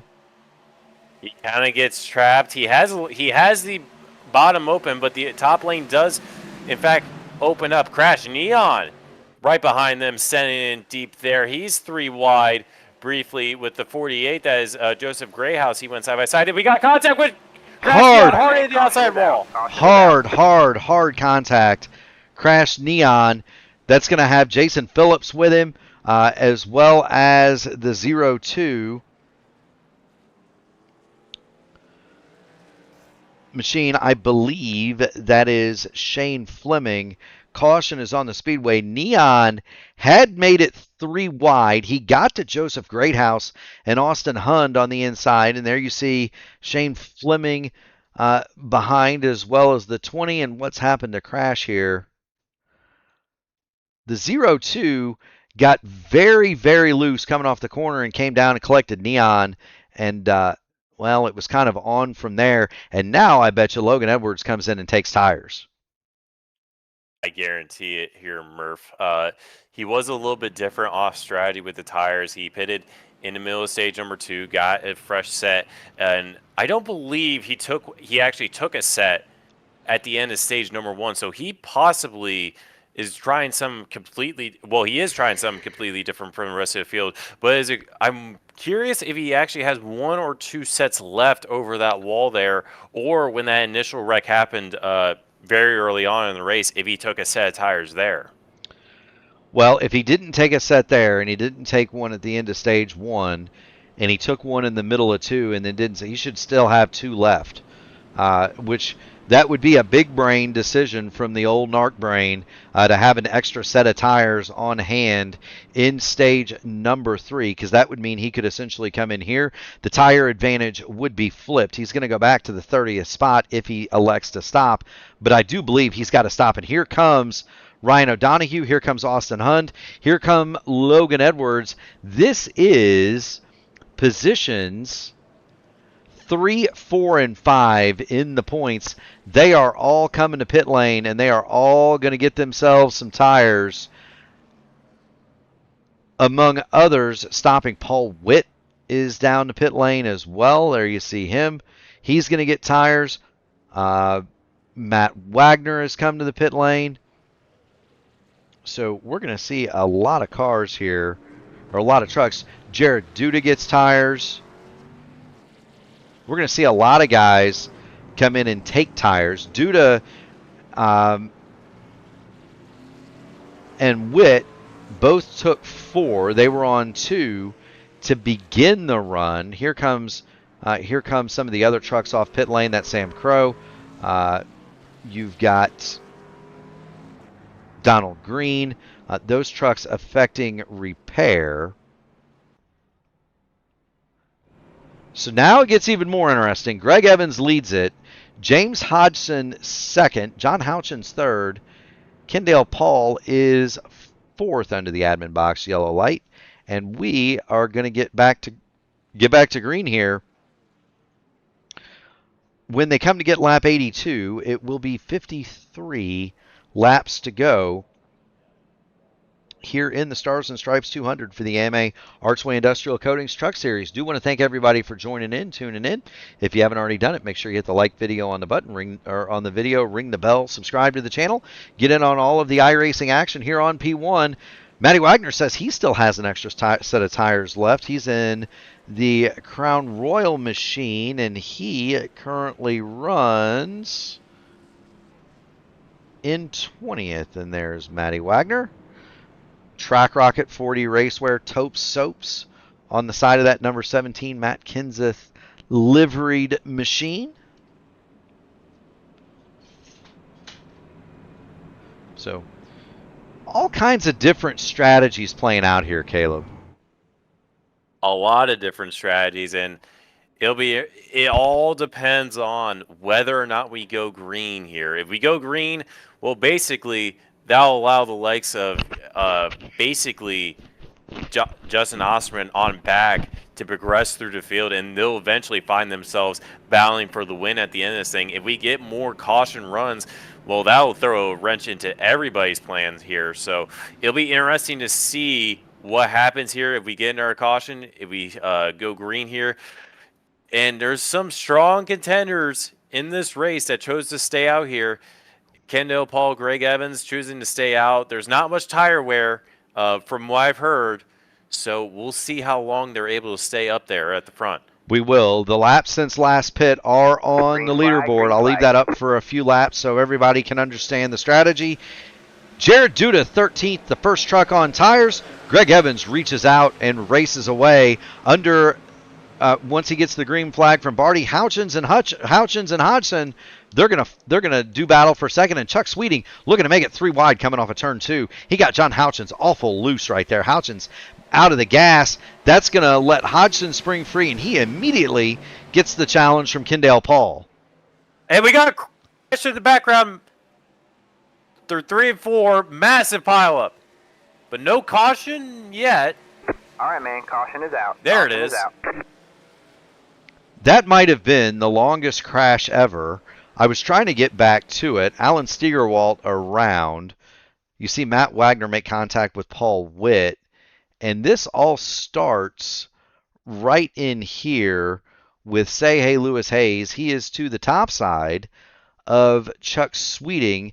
There's Jared Duda going down the bottom 3 wide. He clears Steigerwalt and Greathouse and gets in the back, attacks the back of Chuck Sweeting, and then it's on from there. You see Michael Kirk involved, Joseph Greathouse. Donald Green gets turned. Austin Hund somehow managed to avoid that mess. What we need to do is go back and look at this from Austin Hund. He's going to come out of here as the blue ribbon winner. Watch this as he tries to follow Justin Osterman through here. Going down the back, and you talk about you can't see much from a Grand National or Cup car. You can comparatively, when you're in a tight line like this, comparatively you can see nothing from one of these trucks. You're very low in there. You see Osterman go to the bottom. There's Donald Green spinning in front of Austin Hund, and he somehow threads the needle and gets through. So did Justin Osterman, by the way. Alan Steigerwalt has the meatball. So does Jason Phillips. Phillips has been on pit road for some 6 minutes, but the meatball for Steigerwalt. Say Hey Lewis Hayes doesn't look too bad out of that, Caleb. He's got a little wrinkle in the right front, but that Ram doesn't look too bad. No, it doesn't. And it appears that in comparison to last night in the Grand National Series, that possibly damage doesn't really affect the truck that much in compared to what we saw last night with the O'Reilly Grand National cars. But as a matter of fact, you're still looking at many of these drivers. They have a little bit, of fender damage, but they still are able to keep quite a good pace over everybody else. So it does seem like they're able to take a little bit more of a beating here, but unfortunate to see, the likes of Steigerwalt and Jason Phillips to get involved in that, and their day is done at the end of that. They are. We were ready to write off, and we've still got the lap since last pit up there. Sizzler still on the tires he started the stage on. O'Donohue and Duda are on 4 fresh tires. They have 1 green flag lap on them. Rick Fallows in 4th is on his stage starting tires. Everybody else behind them on 5 lap tires. Greg Evans, once again in 13th, is the first truck on stickers. He brought Hodgson, Kendall Paul, John Houchin, Sam Crow, Michael Kirk and Barry Seaman with him. Say Hey Lewis Hayes is under repair. So too is Justin Osterman and Paul Witt. So those trucks are on pit road, as is Joseph Greathouse. Greathouse is now back to pit road, or is now leaving pit road rather. And so this is going to get interesting to see which strategy is going to make it home. Sizzler no tires. Duda and O'Donoghue have them. Fallas does not.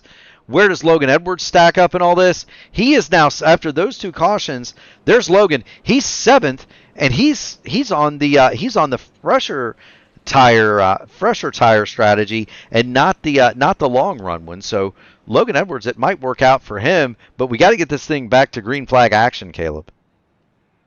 Yes, we do indeed. It is cause a giant shuffle of the field with the varying strategies. Basically, even if you pitted on that last caution, and if you pitted on the one before, you're basically still on the same strategy. We say 5 laps difference, but reality, 3 of those laps were under caution. You maybe had 1 lap of hard running on those tires. So realistically, it's Matt Sizzler, you got Rick Fallas, and then it's the entire field on fresh set of Goodyear rubber. It's going to be really interesting to see how this plays out, because you've got Matt Sizzler very fast, but he is on old tires. He was one of the early leaders in this race. You got Jared Duda, who's led most of the race, and second on stickers. You got Ryan O'Donoghue, who's come from the back to the front. He's on fresh tires. You got Rick Fallas on old tires, and then you've got Ted Craven and Austin Hund on new ones behind him. We're going to see how this plays out. 86 in the books, get lap 87. Let's get this baby restarted. 47 laps to go here at Charlotte. Matt Sizzler gets out to a decent jump, and we got spinners in the background. St. Louis Hayes and the 29, I believe, are around in the back. No caution because no other car is out on track, though. No caution. Justin Osterman had a black flag for passing under the yellow. That has been waived because it was for avoiding contact. Matt Sizzler is at the front, but he's got Jared Duda and Ryan O'Donoghue. Austin Hund hot on his heels. The Teddy Bear, Ted Craven, has moved into 5th. He gets around Rick Fallas. And here comes Matt Wagner and Logan Edwards. Matt Wagner and Logan Edwards, the 2 IndyCar guys, trying to get around Rick Fallas at the moment. Logan's on his bottom. He's still side by side as they go down the backstretch. Matt Wagner files right behind on the high side, but Logan should be able to get a run going through 3 and 4. Still side by side, though, and they're kind of dropping back to the likes of Ted Craven. Ted Craven is actually building a gap here. Matt Wagner hitting the wall there off turn number 4, but he's able to get the position over Rick Fallas. It was Fallas that walloped the wall off at turn number 4. Meanwhile, Matt Sizzler and Jared Duda were having a battle for the lead. Duda forced to fall back in line. That's going to allow that makes the inside line check up. Austin Hund gets around the outside of Ryan O'Donoghue. He goes to work on Jared Duda for second. Yes, he does indeed. Right behind. I do want to point out Ted Craven is closing that gap to the top 5 here. He is having an excellent run towards the closing stages of this race, but we're still paying attention to this battle for second. Austin Hund on the inside, Jared Duda to his outside, trying to make that high side work, and they still go side by side down the backstretch. Matt Sizzler had to give a draft to Austin Hund on the bottom there. That kind of holds the bottom, but Jared Duda able to clear Austin Hund going through 3 and 4. Matt Sizzler would prefer that those 2 trucks behind him stayed side by side like that for the remainder of the race. They do not. Jared Duda clears Austin Hund, and now he goes right back to work on the automobile of Matt Sizzler to the bottom. Inside we go. The inside, Jared got a little bit loose off of turn number 2. Still on, he's going to still hold that bottom line. Matt Sizzler's not giving him an itch, though. Oh, they nearly make contact through turn number 4. They don't, though. They go through the dog leg, still side by side, and that allows Austin Hund to close that gap back up. All right, man. Caution is back out. 3-way fight for the lead. Caution. Justin Osterman, Donald Green have spun in hard contact from the 95 of Cole McElwain. Caution is on the Speedway. John Houchins and Justin Osterman both with the meatball as a result of that action. Now we've got a meatball for Cole McElwain as well.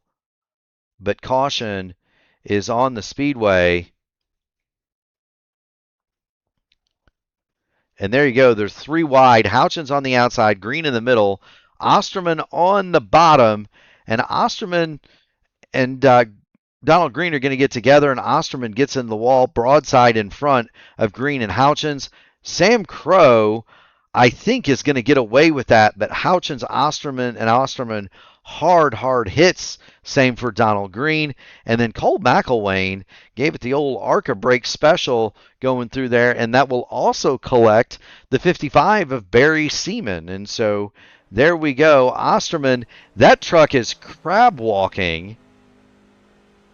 And you can hear and see on the tack that truck is sick, and the wheel is not where it is supposed to be. Caleb. Heavy hit for Osterman there, saying he was involved in a couple of incidents there, but he has been running very, very strong all night. Recently pitted for a fresh set of Goodyear rubber, but unfortunately a 3 wide moment turns into a 1 wide moment, and he gets collected into the outside wall. Voicing his displeasure with Donald Green. Couple of taps under the yellow light, but here comes Justin Osterman onto the pit lane. And I believe that's going to be night done for Justin Osterman, at least if not night done. Lengthy repair for the number 53. Whole front right side of that Chevrolet has been torn away. We're going to get some pit stops in here.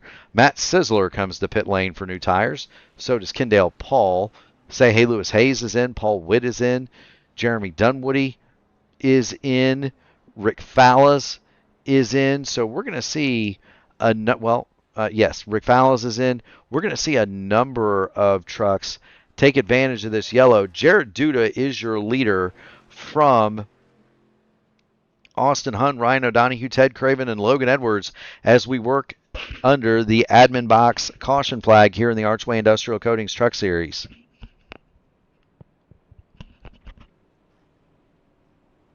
Do want to welcome our old buddy Justin Kirby into the chat, by the way. Always good to see Always good to see Kirby. Go ahead, Caleb. I was just going to point out, now the strategies have all just kind of come together. Really, what used to be a 20-lap difference in tires is only realistically about a 10-lap difference of green flag running at most. And we kind of seen that the tires do last significantly longer here on the trucks than they did in the Grand National race last night. We saw Logan Edwards on that really worn out set be able to lead for about 10, 11 laps on a set of tires that was even 30 laps old. So basically everybody can make these tires last to the end and still push pretty hard if they want to, in comparison to other strategies that are evolving. They are. David Dunwoody, Barry Seaman, both black flags on pit road for pit road infraction. So Dunwoody and Barry Seaman, both black flags under this yellow flag. Dunwoody's going to be entering a closed pit. He's back on pit road. Barry Seaman, I believe, speeding on exit of the pit lane. As we get down the backstretch, and we're getting ready to get time to talk turkey here at Charlotte. Mike Rigney checks in. He's decided that fenders don't agree with him anymore in his old age. I thought you were 16, Mike. What does that make you, Murph? 12. And my wife will absolutely agree that I am 12 years old. Jared Duda is about to show that he might be on the younger side, but he's going to try to take it to the trucks around him here on this restart. Watch the jump on the inside line. Whoever's been on that inside has been able to command these restarts and jump out to a pretty good lead. And watch out for Ted Craven. He was the fastest truck under the green flag the last time we went green. It is back out the green flag, and we're back underway. Jared Duda jumps out. Ryan O'Donohue jumps all over the inside of Austin Hunt. Logan Edwards gets to the bottom of Ted Craven, and away we go one more time, Caleb. Yeah, Ryan O'Donohue looks up the inside of Austin Hunt. It looked like he had the momentum to clear him through turn number 2, but not able to make it stick. Austin Hunt now able to make that outside work and able to get that position back over Ryan O'Donohue. A bit of shuffling in the back there. James Hodgson getting a little bit sideways through the dogway, able to keep control of it. And a little bit of argy-bargy there, Murph. Yeah, he's racing along with Greg Evans. Joseph Greathouse is James Hodgson. Ted Craven super loose on the high side, and here comes Matt Wagner. He was just talking about how slow he was. Matty Wags has moved his truck up to 5th, and he's riding on a rocket heading for 4th. They're 3 wide behind him. Craven hard in the wall. That is the 90 of Shane Fleming. Caution is back out on the track. Shane Fleming and Ted Craven hard impact at the exit of turn 4. And we are under caution as we get lap 98 of 134. The admin box caution back out on the speedway. You could see that coming. They were 3 wide through turns 3 and 4. Unfortunately, they didn't make it out the other side. Hodgson to the bottom, Craven on the top, Fleming the monkey in the middle, and they're going to run out of real estate coming off of turn 4, Caleb. Yeah, real estate's 2 cars going to one place there, and he's very lucky he didn't flip that thing, able to get that truck back down there. So if he flipped that thing over, that would have most certainly been night done for him. He keeps it on all 4 wheels. There is the meatball for Ted Craven. There's the impact. Watching on board from Joseph Greathouse. I don't know that Greathouse hit anything. And there's the accident behind him. But caution, back out on the speedway. Shane Fleming back to 22nd. Jared Duda maintains the lead, 99 of 130. Austin Hunt is in the lead. Lap 99 of 134 is getting ready to go in the books. Mike Rigney says he's rooting for a bunch of guys who need long green runs. And he's apologizing for not. Well, you got one guy. See that DVD team. You've got 3rd place Ryan O'Donohue, 7th Greg Evans, 9th Sam Crow. So 3 cars in the top 10. You guys aren't not having a bad night. I don't think it's not over. It's not over for that team by a long shot. Just a matter of how this all plays out.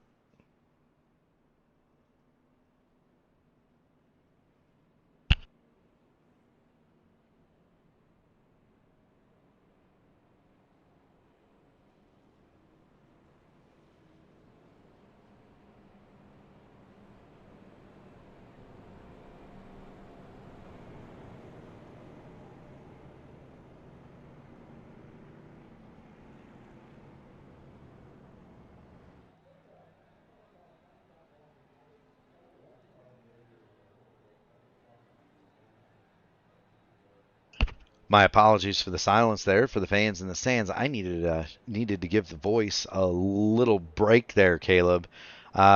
We do want to thank series sponsor Archway Industrial Coatings. They are a St. Louis-based flooring company that have been getting the job done for a number of years in that St. Louis area.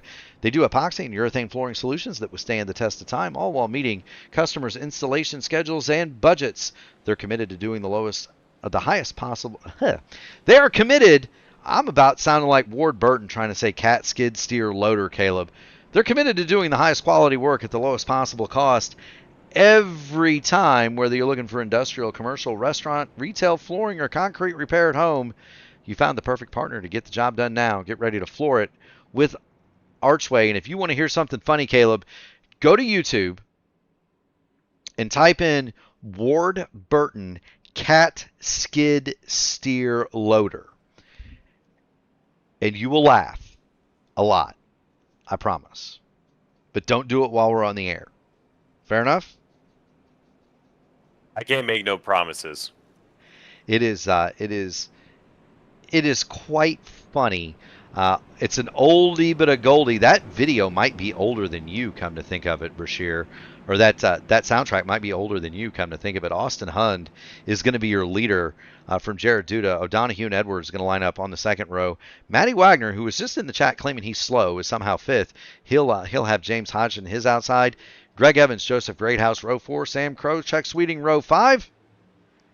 Into the restart zone we go, and the green flag will fly. Green flag, green flag. Green flag flies, and Austin Hund doesn't get the greatest start over Jared Duda on the outside. Jared Duda is still able to keep that truck alongside as they go through 1 and 2.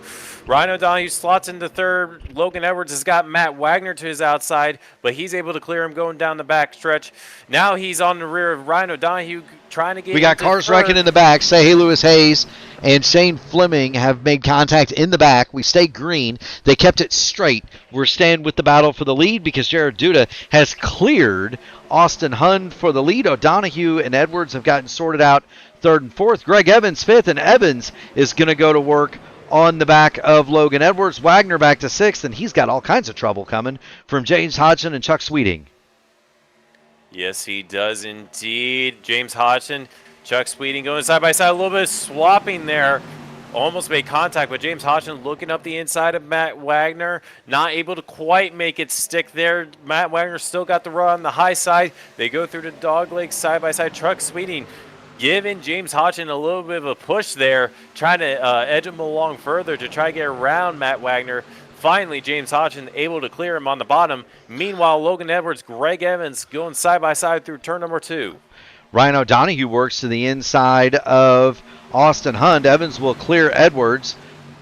Well, maybe not. Logan Edwards drives it back to the inside. Caution back on the speedway.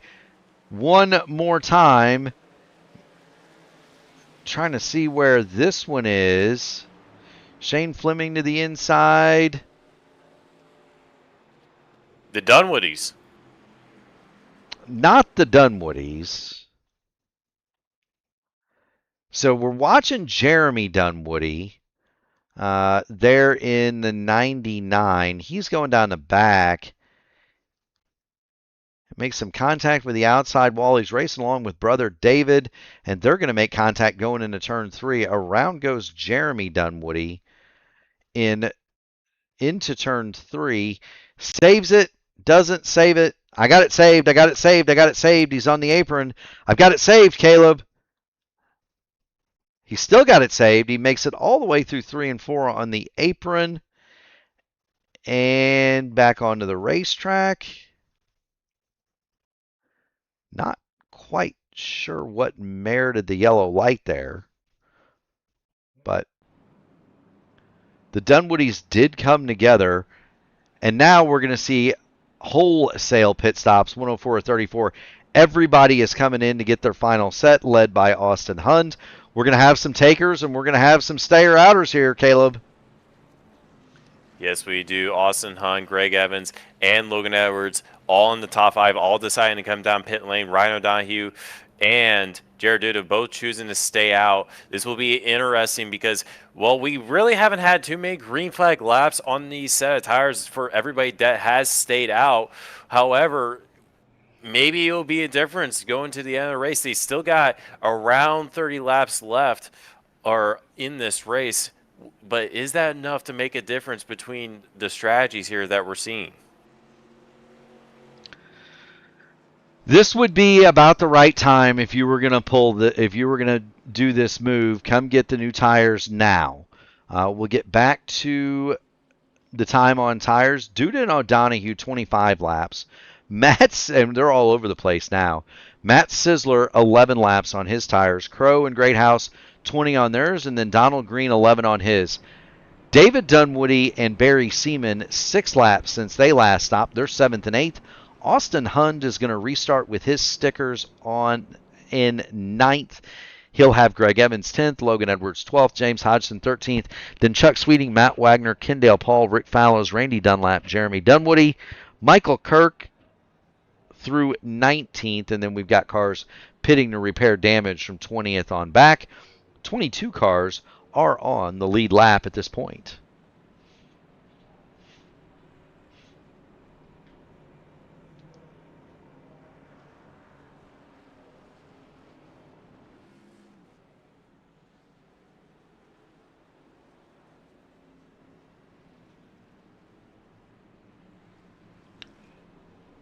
very curious to see how these strategies work out here, Murph. We got one thing that's important is that the guys out front, the big difference was, the likes of Greg Evans was kind of buried back in the field when he initially made a stop. Now he makes another stop, and him and Logan Edwards, and they're only really starting back in the 5th row here.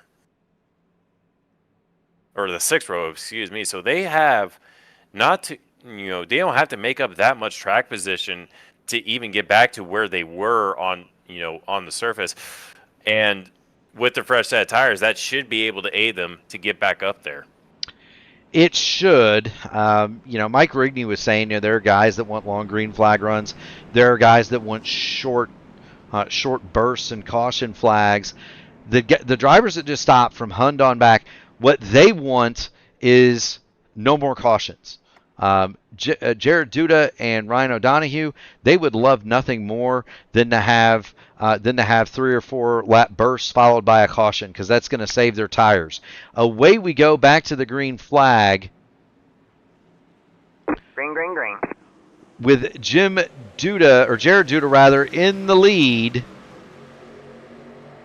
O'Donoghue does not get a good jump. He'll slide into second. Matt Sisler has to be worried with Sam Crow as they do battle for third. A little bit further back, a big contact from what I believe was Logan Edwards. I wasn't able to catch the car on his outside. That looked like it was the 55 at Barry Seaman that he made contact with, but Logan able to slot himself up a couple places, and he is looking very, very racy on the restart. But so is Joseph Grayhouse. Whoa, Donald Green around. Donald Green is around. I think he's going to stay in the infield. We're going to keep going. Logan Edwards to the outside of Joseph Greathouse. This is for 6th. Austin Hund has made it through. Matt Sisler cannot dispose of Sam Crow, and that has caused him to lose touch with Jared Duda and Ryan O'Donoghue as we continue to watch Austin Hund and Logan Edwards surge forward. Hund to the inside of Sam Crow. Sisler all the way down nearly to the grass. He's going for second. Ryan O'Donoghue tries to side drive through the tri-oval. It doesn't work. Here comes Sam Crow. Here comes Austin Hund. Matt Sisler to the inside a little bit. Austin Hunt getting really loose off turn number 2. They're going to go 3 wide for second here. Going through turns number 3. Ryan O'Donoghue in the middle. He's going to pitch to the bottom. Whoa! In effect. And that allows Logan Edwards to fight for the second position. Going through turn number 4.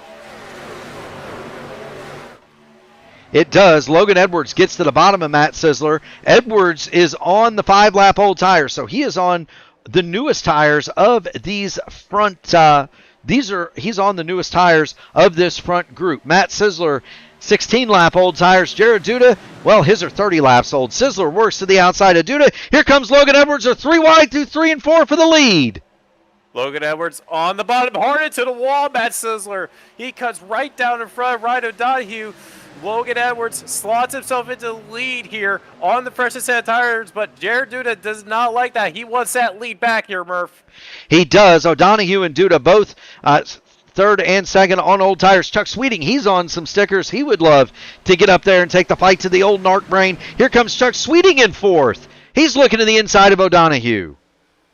He has a run. He's able to get a fender on the inside. Ryan O'Donoghue. O'Donoghue on the outside. Able to keep it there for the dog leg, but he's going to have to yield going through 1 and 2. But he's still able to get alongside. Matt Sisler's right behind him in the 5th place spot. He's looking to get back up there inside the top 3. Austin Hund took a licking, and that truck keeps on ticking. He's in 7th. He wants to get back to 6th, and he is going to be he's back in 6th now. He gets around Joseph Greathouse, and now Austin Hund is going to be looking to the back of Matt Sisler, and here comes Greg Evans. Greg Evans trying to make that bottom work. Austin Hunt, Matt Sisler on the outside. Ryan O'Donoghue and Chuck Sweeting still going side by side. Matt Sisler trying to go to the outside of Logan Edwards. He's got to run down the backstretch for the lead here. They're still side by side in the back there with Joseph Grayhouse and Matt Sisler. Now Joseph and Austin Hunt here. And now Jared Duda's got to run on the outside of Logan Edwards for the lead. Ryan O'Donoghue's tires are starting to give up. You saw him wiggle through turns 3 and 4. Meanwhile, battle for the lead between Logan Edwards, the old narc brain, he's on the inside. You've got Jared Duda to the outside. Chuck Sweeting's got tires. He's in third. He doesn't have anywhere to go without making it 3 wide. O'Donohue continues to hold the outside, and here comes Greg Evans on the bottom. He's got around Hunt. He's got around Sizzler. Greg Evans is going to get around O'Donohue, move Greg Evans into the 5th spot. Greg Evans up into 5th here. He's on that same strategy as Chuck Sweeney and Logan Edwards in front. He looks to the outside of Joseph Grayhouse. Chuck Sweeney into the wall there through the dog leg there. He's still going to go side by side with Logan Edwards. Jared Duda on the oldest set of tires, able to make it work, able to get back around Logan Edwards for the lead here. And now they're kind of falling back into the legs of Greg Evans and Joseph Grayhouse. Here comes Chuck Sweeting to the bottom. He's going to look to the inside of Jared Duda. Edwards and Evans battle on the 2nd row. Austin Hunn's going to go underneath Joseph Greathouse. 2 by 2 by 2. They come through the quad oval with 21 laps to go. 21 laps remaining. Or 19 rather. 19 laps remaining. Jared Duda on the outside. Chuck Sweetie on the bottom. He's got an advantage going into 3. Right behind him, it's the battle of the Evans and the Edwards here. They're making up the 2nd row here. They're still side by side for the battle of the podium position here. But I'm very impressed from Jared Duda. He has much older tires than the rest of the field, and he's still making that outside lane work. Yeah, I think that's about the only spot that it can work, Caleb, is up high. If you get down on the bottom, you can't hold it. Greg Evans smacks the wall coming off at turn number 2. He'll drop to the bottom. He'll give Chuck Sweeting a push. Now Evans, 3 wide to the bottom for the lead. Evans looks up the inside, 3 wide. Chuck Sweeting in the middle, Jared Duda on the outside. They come off turn number 4. No contact so far. Chuck Sweeting still holding the middle there. Gets a little bit... They're getting very, very close. Contact. Chuck Sweeting hard in the wall. Man, caution is out. Caution is out. Oh, my goodness. You knew the way they were racing, Caleb. It wasn't going to last. And Chuck Sweeting pounds the outside wall. He's going to take Austin Hund with him. And there were some other contenders involved. We need to go back to the replay. There's the contact. Jared Duda also gets into the outside wall, but he doesn't also gets in the outside wall. And here comes the rest of the field. Kendall Paul, Rick Fowles. Kendall Paul's going to spin. Rick Fowles with some contact. I don't think anybody else hit anything, but Kendall Paul with a wicked scare, and he lost a ton of spots. Here we're going to look at it from Kendall Paul. Just some light contact with Rick Fowles. And Kendall gets it down to the bottom, gets it locked down, and he will save his truck. Here's what it looked like from Matt Wagner's perspective. He's going to come through this okay as well, I think. Just, is Austin Hunt going to come down the track or not? Uh-oh. He avoids the contact, though, does Wagner, and then he avoids the spinning Kendall Paul. So great work from Matty Wagner to keep himself moving in the right direction and not hit anything. And through all that, Greg Evans is now your leader. Jared Duda is 2nd. The old narc brain, Logan Edwards, is 3rd. The tire strategies at the front, well, Caleb, they are absolutely all over the place. We'll put those back up. Evans out 14, Duda 39, Edwards 14. Jared Duda now coming in the pits. So too Logan Edwards, or Ryan Donahue rather, Matt Sizzler, and Sam Crow. They're all headed down the pit lane. There have been some people salting away tires in this one, Caleb. Yes, it has indeed. But will they have enough time to get back up there? By the time they get, the race back underway, it'll only be about 12 or 13 laps. We saw, Logan Edwards get back up towards the front there, but it was a bigger difference of tire that they had here. So it's going to be interesting if they have enough time to get back up towards the front.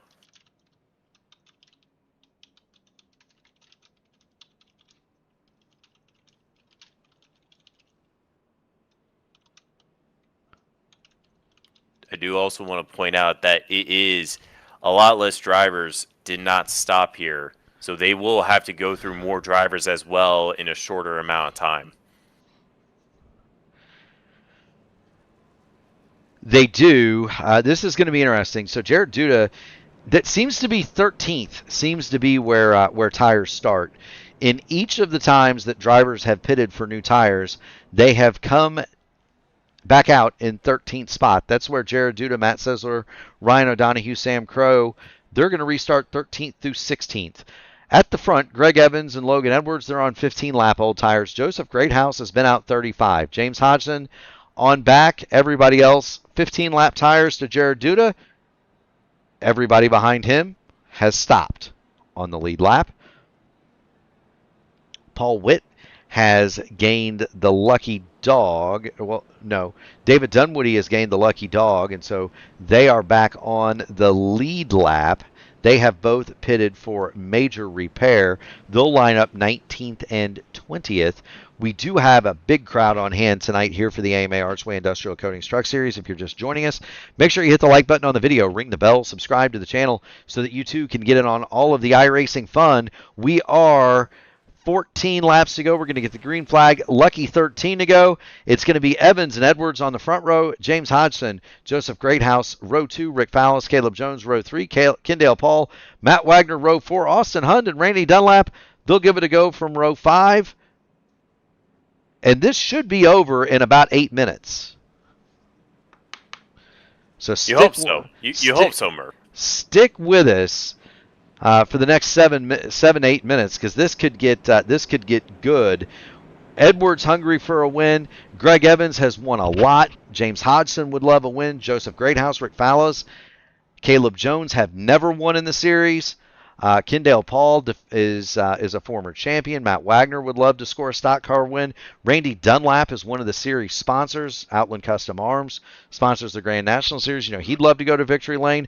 And Austin Hunt would love to do so too. Pace car is off. Restart zone is here. Green flag is out, Caleb. Green flag.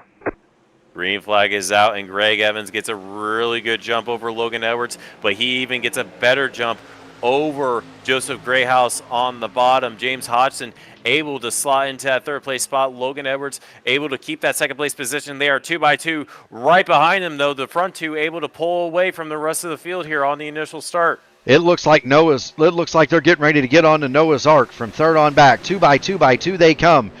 Greathouse on the bottom working on Hodgson. Caleb Jones is pulled into the 5th spot without a challenge. Rick D. Fallows has fallen back. We've got car in the wall hard. That's Jared Duda. Caution is back out on the speedway. Jared Duda hard in the wall on the front straight. He had the new tires, and unfortunately, I don't know if Ryan O'Donohue actually hits him. Duda awfully loose going through turns 3 and 4, and he wasn't clear, Caleb. Hard into the wall, and then Jeremy Dunwoody nowhere to go.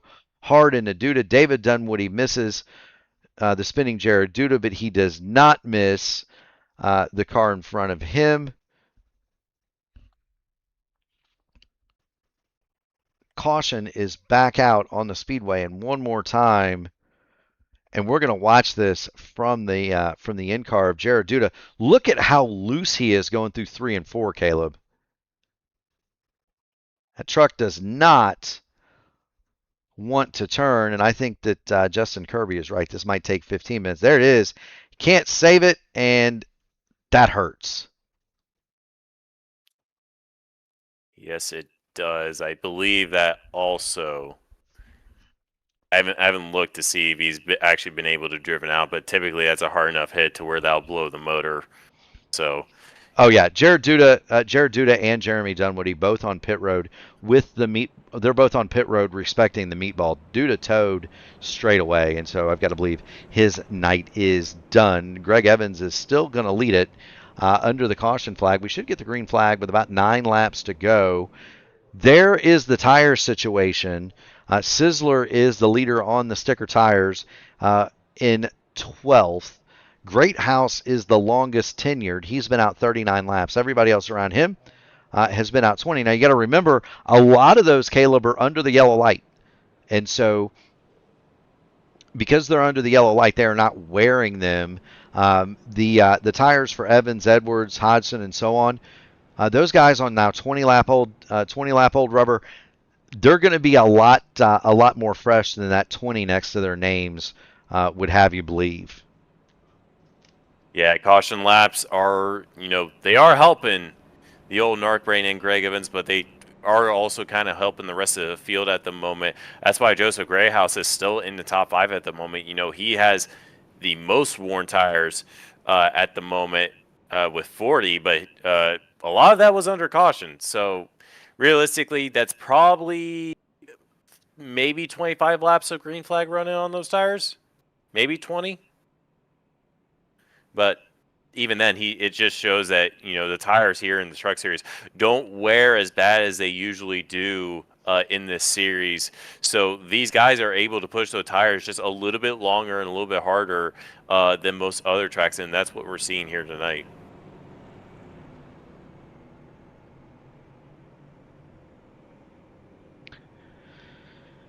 And there they go. Lights are still on the pace truck, and so we are going to get at least one more lap of caution. They should go out this time.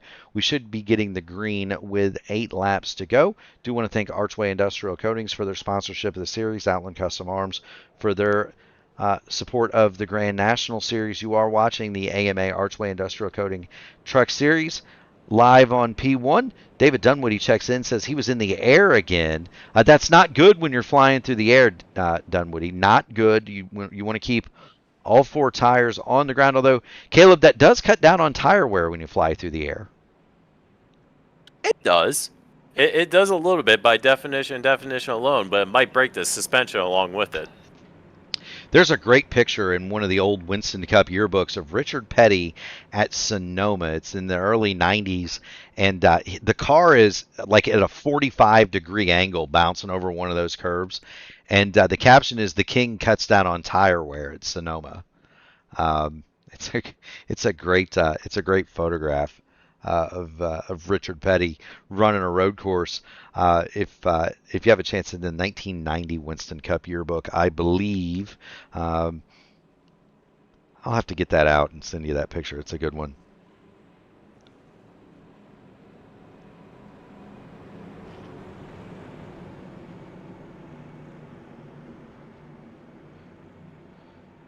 All right. We're going to get the green flag. 8 laps to go. Evans and Edwards, row 1. Hodgson and Greathouse, row 2. Jones and Wagner, row 3. Kendall Paul, Austin Hund, row 4. Rick Fallows, Randy Dunlap.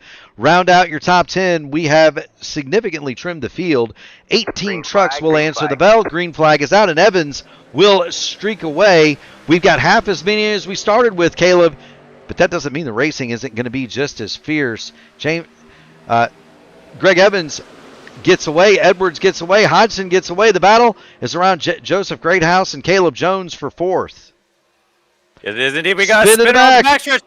Hard contact on the back chute. That's Michael Kirk and Jeremy Dunwoody. We stay green. They are not on the racing surface. We stay green. 7 to go. Matt Wagner working to the outside of Kendall Paul here. Yes, he does. This is getting very, very, very, very dicey towards the closing stages of the race. Logan Edwards is dropping a little bit further Kendall back. Paul, big save.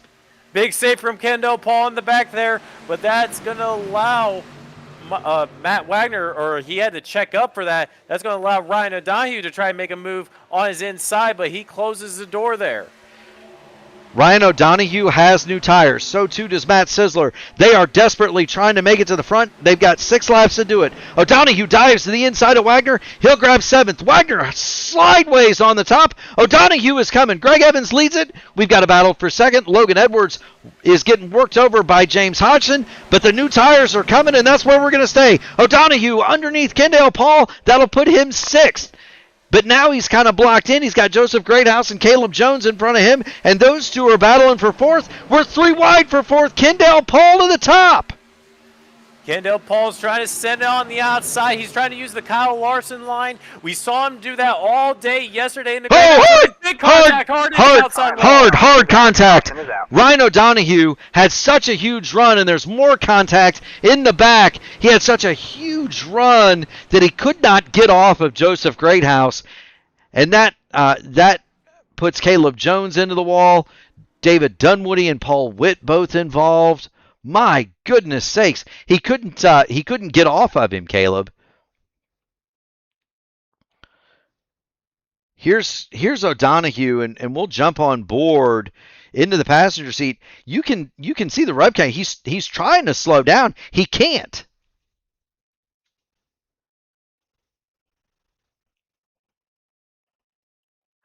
He just could not slow down, could Ryan O'Donoghue, and you could see him visibly trying to get off of the rear of Joseph Greathouse, and that's not of any consolation to Greathouse. But they're 3 wide, and you got to wonder, did that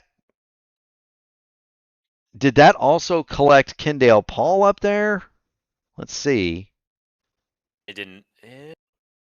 I don't think it did. Yeah, Greathouse is kind of sideways, and then just a little touch from O'Donoghue sends him around. And then in the back, you see Paul Witt and David Dunwoody coming. They both lock it down trying to avoid the contact. Inadvertently, they spin right into the accident, Caleb. Jarrett Corey. And then everyone died the end. It is not the end, Caleb. We are going to have a green-white checker. Greathouse to the pit lane. Paul Witt to the pit lane. David Dunwoody is staying out. He will be scored 13th here. And we're going to get a green-white checker. And how many chances do we get at that green-white checker, Caleb Brashear? I shall check on that right now, Murph. Let me go back to the UI real quick, and I'll get an answer on that. If I can find the league. If I can find the league real quick. It would be under the info. It would be under the info in the session. It should tell you how many you get. I would love to check it out, but well, my monitors are a bit occupied at the moment. I don't think anybody out there wants to see the in-race UI, so we'll keep it right here. Dunwoody said all of them. Am I taking that to mean that we're going to get unlimited chances at this one? And if that's the case, how many trucks must be sacrificed in the attempt? We are down to essentially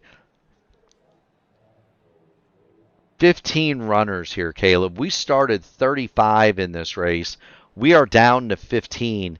There has been contact throughout this one. Greg Evans leads it from Logan Edwards and James Hodgson. Kendall Paul is 4th. Ryan O'Donoghue 5th. Matt Sisler is 6th. Austin Hunn, Matt Wagner, Sam Crow, Rick Fallas make up the remainder of the top 10. Then Say Lewis Hayes, Barry Seaman, David Dunwoody, Paul Witt, and Joseph Greathouse are the remainder of the lead laps, and those are the only cars remaining on the lead lap, and the only trucks remaining on the lead lap. We do want to thank everybody for tuning in and joining in. If you haven't already done it,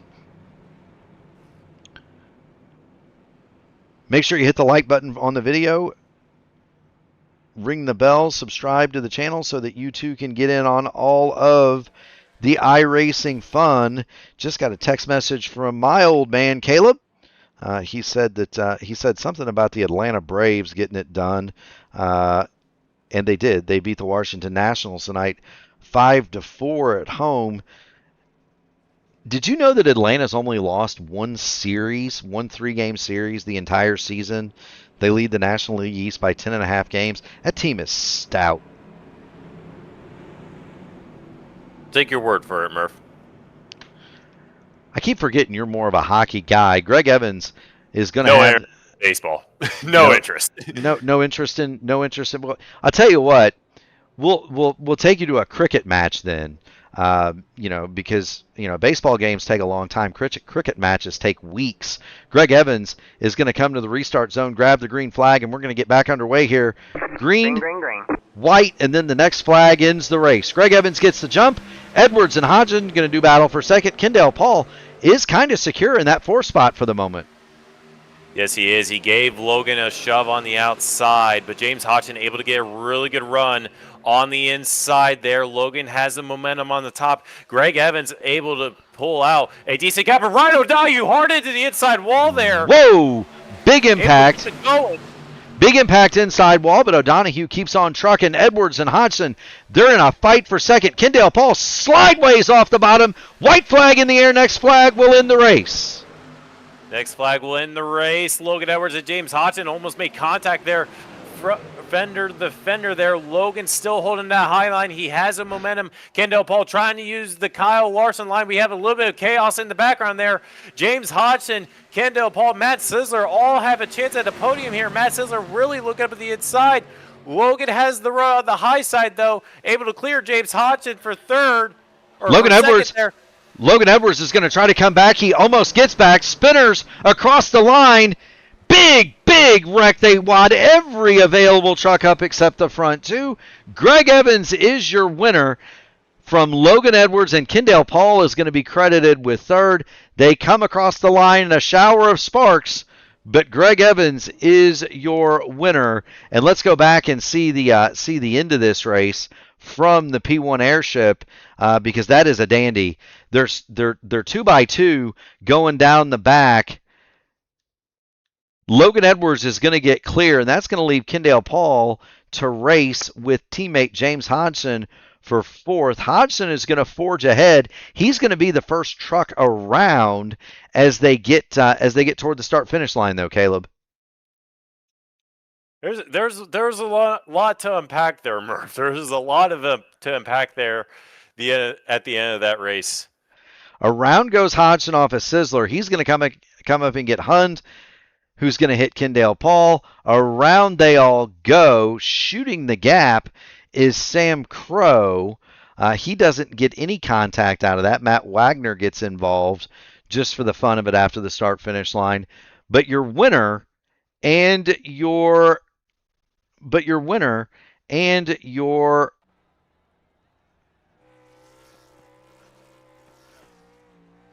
Rogue Energy winning moment goes to that man, and who else? It's Greg Evans with the win. If you go to rogueenergy.com and you use promo code AMA24, you get 10% off your order. That's rogueenergy.com.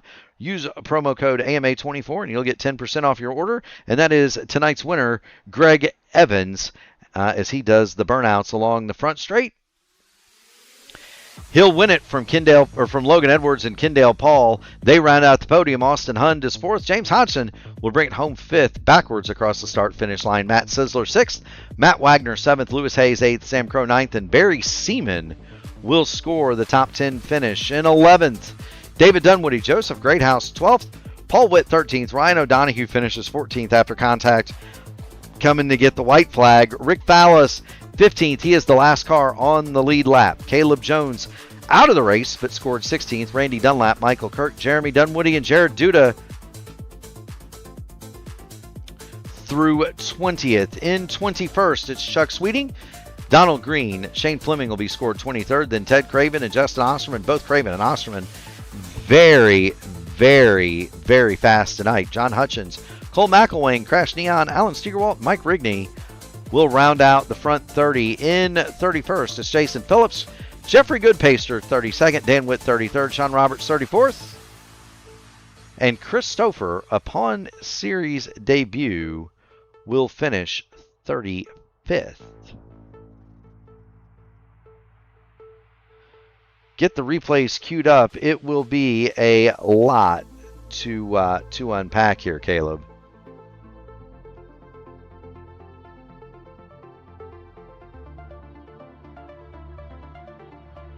That was a race of all time, Murph. There was a lot to unpack there. We have seen a simulated motor race. It has been won by Greg Evans. And we're going to jump down into the interview room and see if we can't find a driver or two to talk to. Kendall Paul is already in the booth. He's the series director, so he's able to do that. Kendall, you, I got to use the shower of sparks line tonight across the finish line in the shower of sparks. You finished third. Talk to us about your night. I think you had a little bit of everything. You were around. You pancaked the wall a few times. You got tires at the right time. You made it to third. You crossed the start-finish line backwards. Talk to us about it all. It was a little too eventful for my liking, but hopefully put on a really good show for the fans and everything. But wish we didn't have so many yellows. That was kind of the disappointing factor tonight. But just came into the night tonight thinking just needed big picture, needed points, and to expand the point lead, which we did pretty well tonight. Finished, I think, top 5 both stages, and the guys that were kind of had an eye out for weren't getting those stage points that they needed. But just kind of being very aware of the point situation right now already here.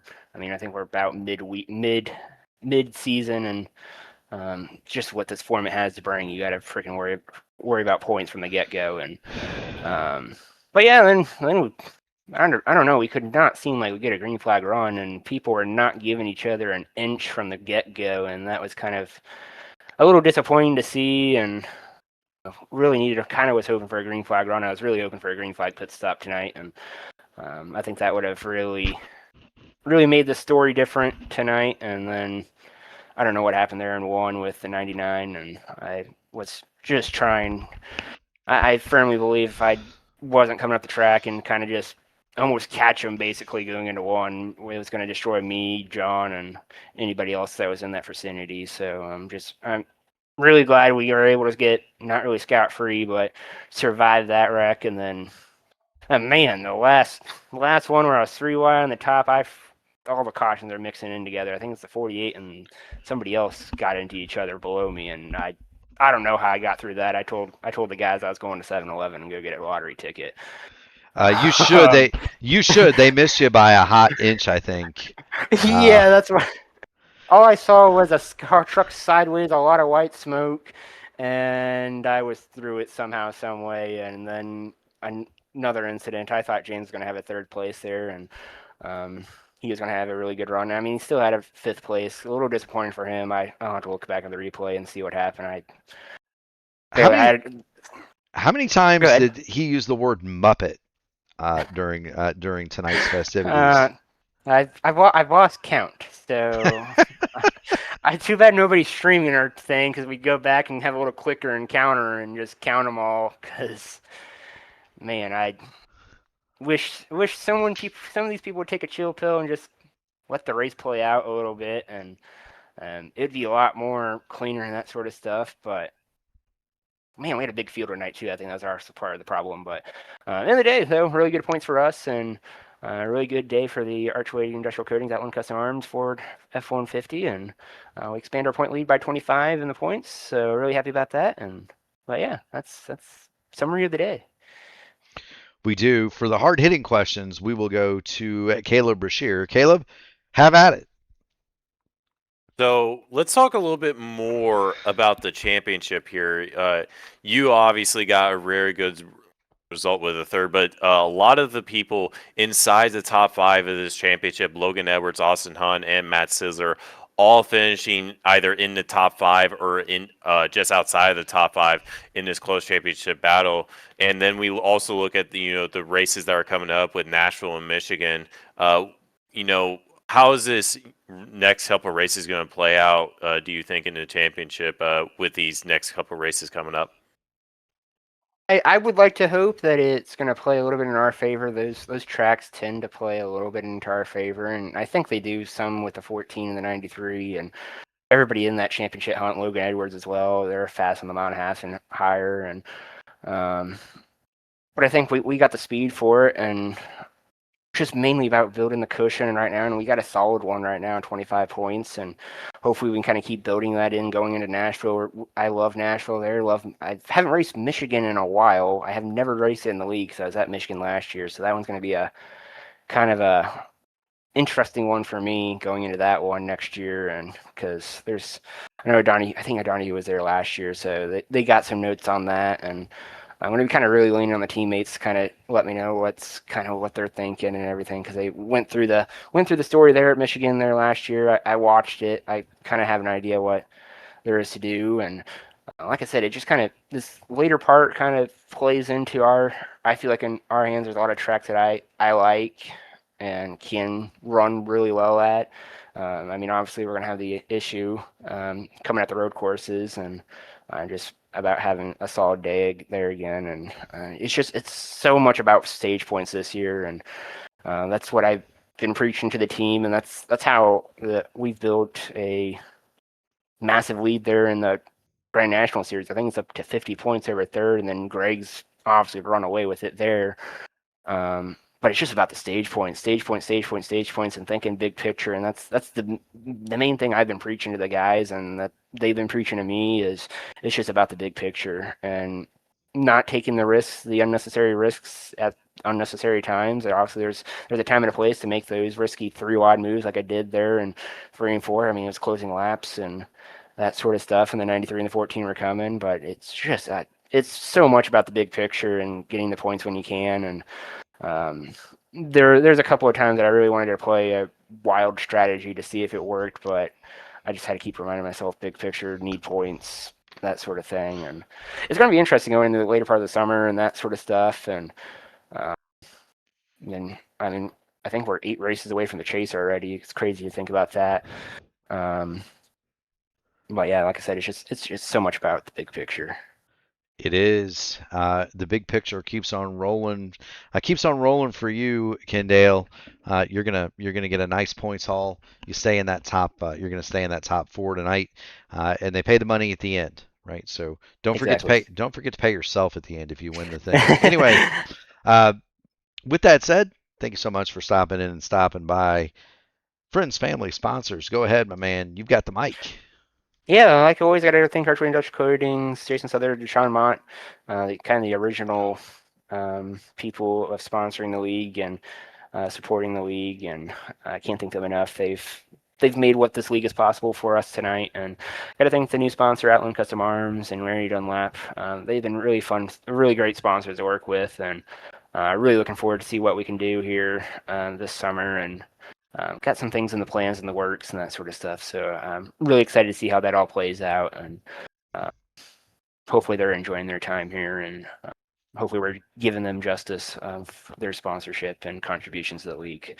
I can't thank them enough. They've helped me out a lot here recently. And then I got to thank all the contingent sponsors, Rogue Energy, Track Racer, Admin Box, Black Magic Studios, everybody that puts in one way or another into the league.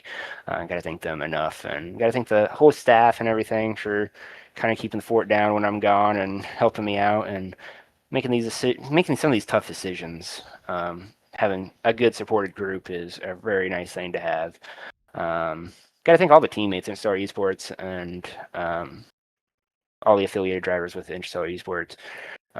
Really can't thank them enough. They've been amazing to work with, and I think it stinks that John, Ted, and Mike all got taken out, but I think we were working really well together. We're figuring out the strategy, and that was kind of one of the first races that it really paid off to have some good teammates to bounce strategy back and forth, and it paid out for me and James there. Shame that what happened to John and Ted and Mike. So hopefully at some point we can get these Interstellar trucks all up in the top 10 at some point.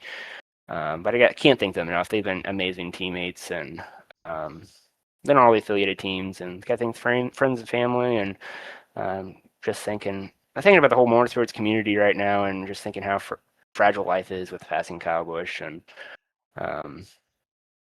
that one it kind of sort of hit hard last night, and it's going to probably hit even harder Sunday night to not see him out on the track. So I got to thinking about the Busch family and then a whole NASCAR community, thinking and praying for them, and Yeah, I believe that's all that I got. And you guys up here for broadcasting, thank you guys enough, especially for tonight, how many cautions we had, and it just never seemed to end there for the longest time. So I got to thank you guys for pulling through it and trooping the way through it. And I think that is all that I have. You got it, Kendall. Well, thank you so much for stopping by. Keep going fast and having fun, buddy. We'll see you at the next one. Sounds good, guys. See ya. That is Kendall Paul. He is third tonight. For second place, we're going to bring in the man who does it all, the old narc brain, Logan Edwards. Open wheels, fenders, dirt, you name it, this guy will race it. He brings home another fine podium tonight. And Logan, you've got Murph, you've got Caleb Brashear up here. You're going to gain some points on Matt Sisler. You're going to lose a little bit. You're going to gain a little bit on Kendall Paul. Talk to us about your evening. Greg Evans does not run this series full time, by the way, so you don't have to worry about him in the points deal. Talk to us about your night. Were you hoarding tires down there in the number 9 pit? I got to know.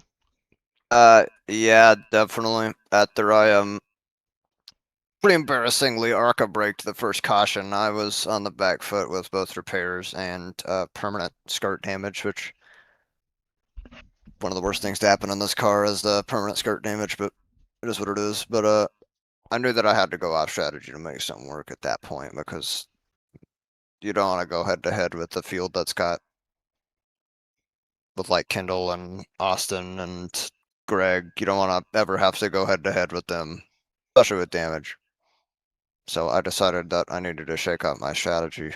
A lot of people also had extra tires that I weren't ready for. And yet you made it work with the skirt damage. Caleb, what do you have for Logan tonight? Well, right at the end there, it seemed like you had a really good run on Greg Evans. Do you think if we didn't get all those cautions towards the end, and maybe we had even just a six or 5 lap run at the end, do you think you could have gotten Greg at the end there? No, I think that he's got more complete stock car racecraft than me, and you get a run like that, and you don't think about how narrow the quad oval is here until you're there and you don't have anywhere to go. So I think ideally I could have maybe drawn alongside him, but he made better use of his tires coming up the field to get to that point. But I don't know.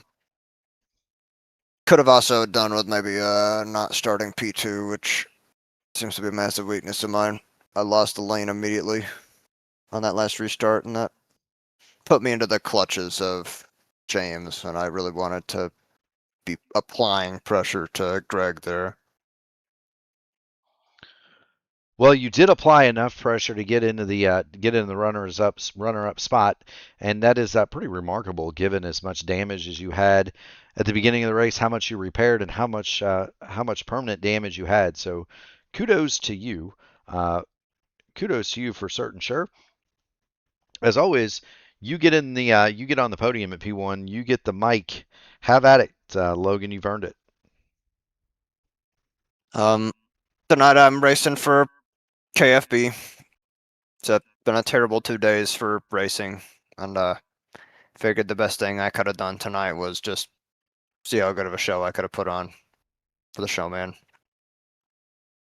And shout out to Team I5G. We get a lot of people working on behind the scenes on some super complicated stuff that even I'm below in brain power. So shout out to them. Shout out to P1 Broadcasting for putting the show on, and shout out to the league's admins for the good work they do. For sure. Thank you so much for stopping in and stopping by, Logan. Keep going fast, having fun, buddy, and I'm sure we'll see you in some sort of racing vehicle on P1 in the not too distant future. Yep, tomorrow for IS. Haha, very good. That is Logan Edwards. He is second, and well, it's a different day. It's a different chapter, but it's the same song and the same verse. We're talking to Greg Evans after he wins another AMA competition. This time in a truck. Greg, you've got Murph, you've got Caleb in the P1 broadcasting booth. It wasn't easy. It was a much different race than it was last night. How did you manage to pull this one off? Um, that's a very good question, Mark. I Tell us really your don't know. secrets. Tell us your secrets. Come on. Trust me, there is no secrets. I felt like I told Kendall, I said I was so uncomfortable tonight, and I had to do things that, as far as driving wise, that I really don't like doing to people. And I don't like them done to me. And this new aero package just puts us in a bind sometimes. We're having to drive so much more aggressively than we really want to, or I want to. But it's just a package is just causing it. But you can't really sit back and save tires. You have to stay up front and keep yourself there, and then because if you get behind somebody, they can aero block you so bad that you just can't go nowhere. And that's why I was telling Ryan and Sam, we was talking about it, and I said, I feel like if you wait too much longer to take tires, you won't have a chance to get back to the front just because there's nowhere to go. And I mean, it took us probably 25, 30 laps to get back to the front. And then, like I said, to get the lead, I had to go 3 wide. And that's something that I really don't like, putting some people in that position. But just with the way the package is, it is absolute chaos out there sometimes. Caleb, you have much better questions than I do this evening. What do you have for Mr. Evans? Well, we talked, about, we what we're gonna grill out on Memorial Day. I said hot dogs or burgers. You said ribeye, and that was clearly the much better option. How do you cook your ribeye? You use salt and pepper. You use any steak sauce? How do you cook your ribeye? Now this is going to be a good debate. I need to hear what Greg Evans has to say on this. Go ahead, Greg. Well, I like a little bit of Montreal spice seasoning on it, but I do mostly salt and pepper. And then there's a local restaurant where they made this mushroom peppercorn gravy. And we got the idea for that, or from them. So my wife makes that homemade, and I make our steaks medium rare or medium well. Mostly salt and pepper with a little bit of a kick from the Montreal spice, but yeah, that peppercorn gravy that kicks it over the top. I'm gonna have to reveal my secret. It's olive oil and St. Elmo's steakhouse seasoning. Oh yeah, I put some olive oil in there too, just to get a good char on the outside. But the St. Elmo, that's an Indiana thing. If you've never been to St. Elmo's Steakhouse, I'd say I'd take you, but I don't want to have to sell a kidney. It's probably one of the most famous restaurants in Indianapolis. Speaking of Indianapolis, since you got the win here, we'll give you the honor.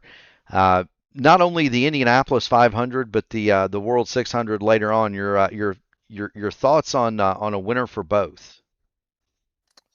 I don't really follow IRL that much, but from what I've heard, Rossi's pretty fast. Um, so I'll go with him. But I would love to see Ferrucci win it. As far as like a fan favorite. He used to actually do some sim racing with some guys that I was with on team with probably 10, 15 years ago, and kind of got to talk to him a few times. And he's a really really cool guy. So if he could pull it off, that would be great. I think he's in the race, is he not? Yeah, so he's driving AJ Foyt's car, and he is, to my knowledge, he's going to be lining up on the second row. He's actually my pick. He and now Rossi wrecked his primary car in practice on Monday, so he's kind of an unknown. He's also hurt. He's going to race, but he's kind of an unknown in a backup car, an unknown quantity in a backup car. But I like the Ferrucci. I like the Ferrucci pick a lot. I've been preaching that for a week. What about the Coke 600? What do you got there? Uh, I, I I don't know. I feel like probably. mm, I feel like probably one of the Gibbs guys. I feel like either Briscoe or Hamlin. But I mean, Austin Dillon's had some pretty good runs there, and I don't think there's any better way of healing. for the NASCAR community than something like that taking place. So I mean, that if Austin Dillon could pull it off, I don't think there's anybody out there that would be better to win it. So hopefully they can pull it off. There you go, Greg, and thank you so much for stopping in and stopping by. As always, you win the race, you get the mic, shout them out. Yeah, like I said, I always got to thank Sim Magic Sim Labs, Freightliner, Sim Shop. Got to give a shout out to my guys from DVD. Yeah, it was a rough night all the way around for everybody. A lot of back and forth, but they stuck in there and was able to get some decent runs.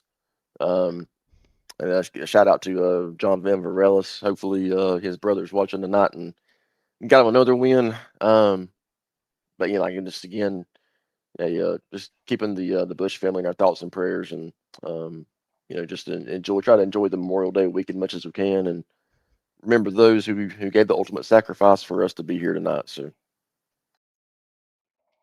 Absolutely, Greg. Well said. Thank you so much for dropping in the booth. Keep going fast and having fun, buddy. We'll see you at the next one. Sounds good, guys. Hope you might got a broom. I kind of feel like Kyle Busch throwback sleeping the weekend, but I don't have a broom in here though, so I can't do it. It's kind of funny when the Braves sweep a series. I put a broom up on the flagpole,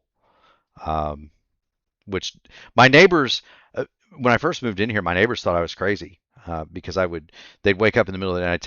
I'd take the American flag down and have a broom on the flag, on the flag thing on the side of my house, and they wouldn't get it. So I put a Braves flag on the broomstick, and then they finally got it. So I get it. If I had a broom, I would send you one, but I don't know where my broom is. I think my wife hauled it off somewhere. Might see if I can get with Sam and maybe send a broom to Charles Van Varelis and something for him, something for John's brother, man. That'd be cool.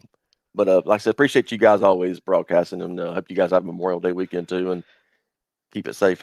Yeah, we're headed for the rectangle just about as soon as the broadcast ends, both of us. So definitely want you to enjoy your weekend too, and keep going fast, having fun, Greg. All right, guys. See you guys. Y'all be careful. Absolutely. That is Greg Evans. He is tonight's winner. And Caleb, it was a much different race tonight than it was last night, but I don't think you could have gotten any more exciting, could you? It was exciting, but in a weird way. It was very action packed.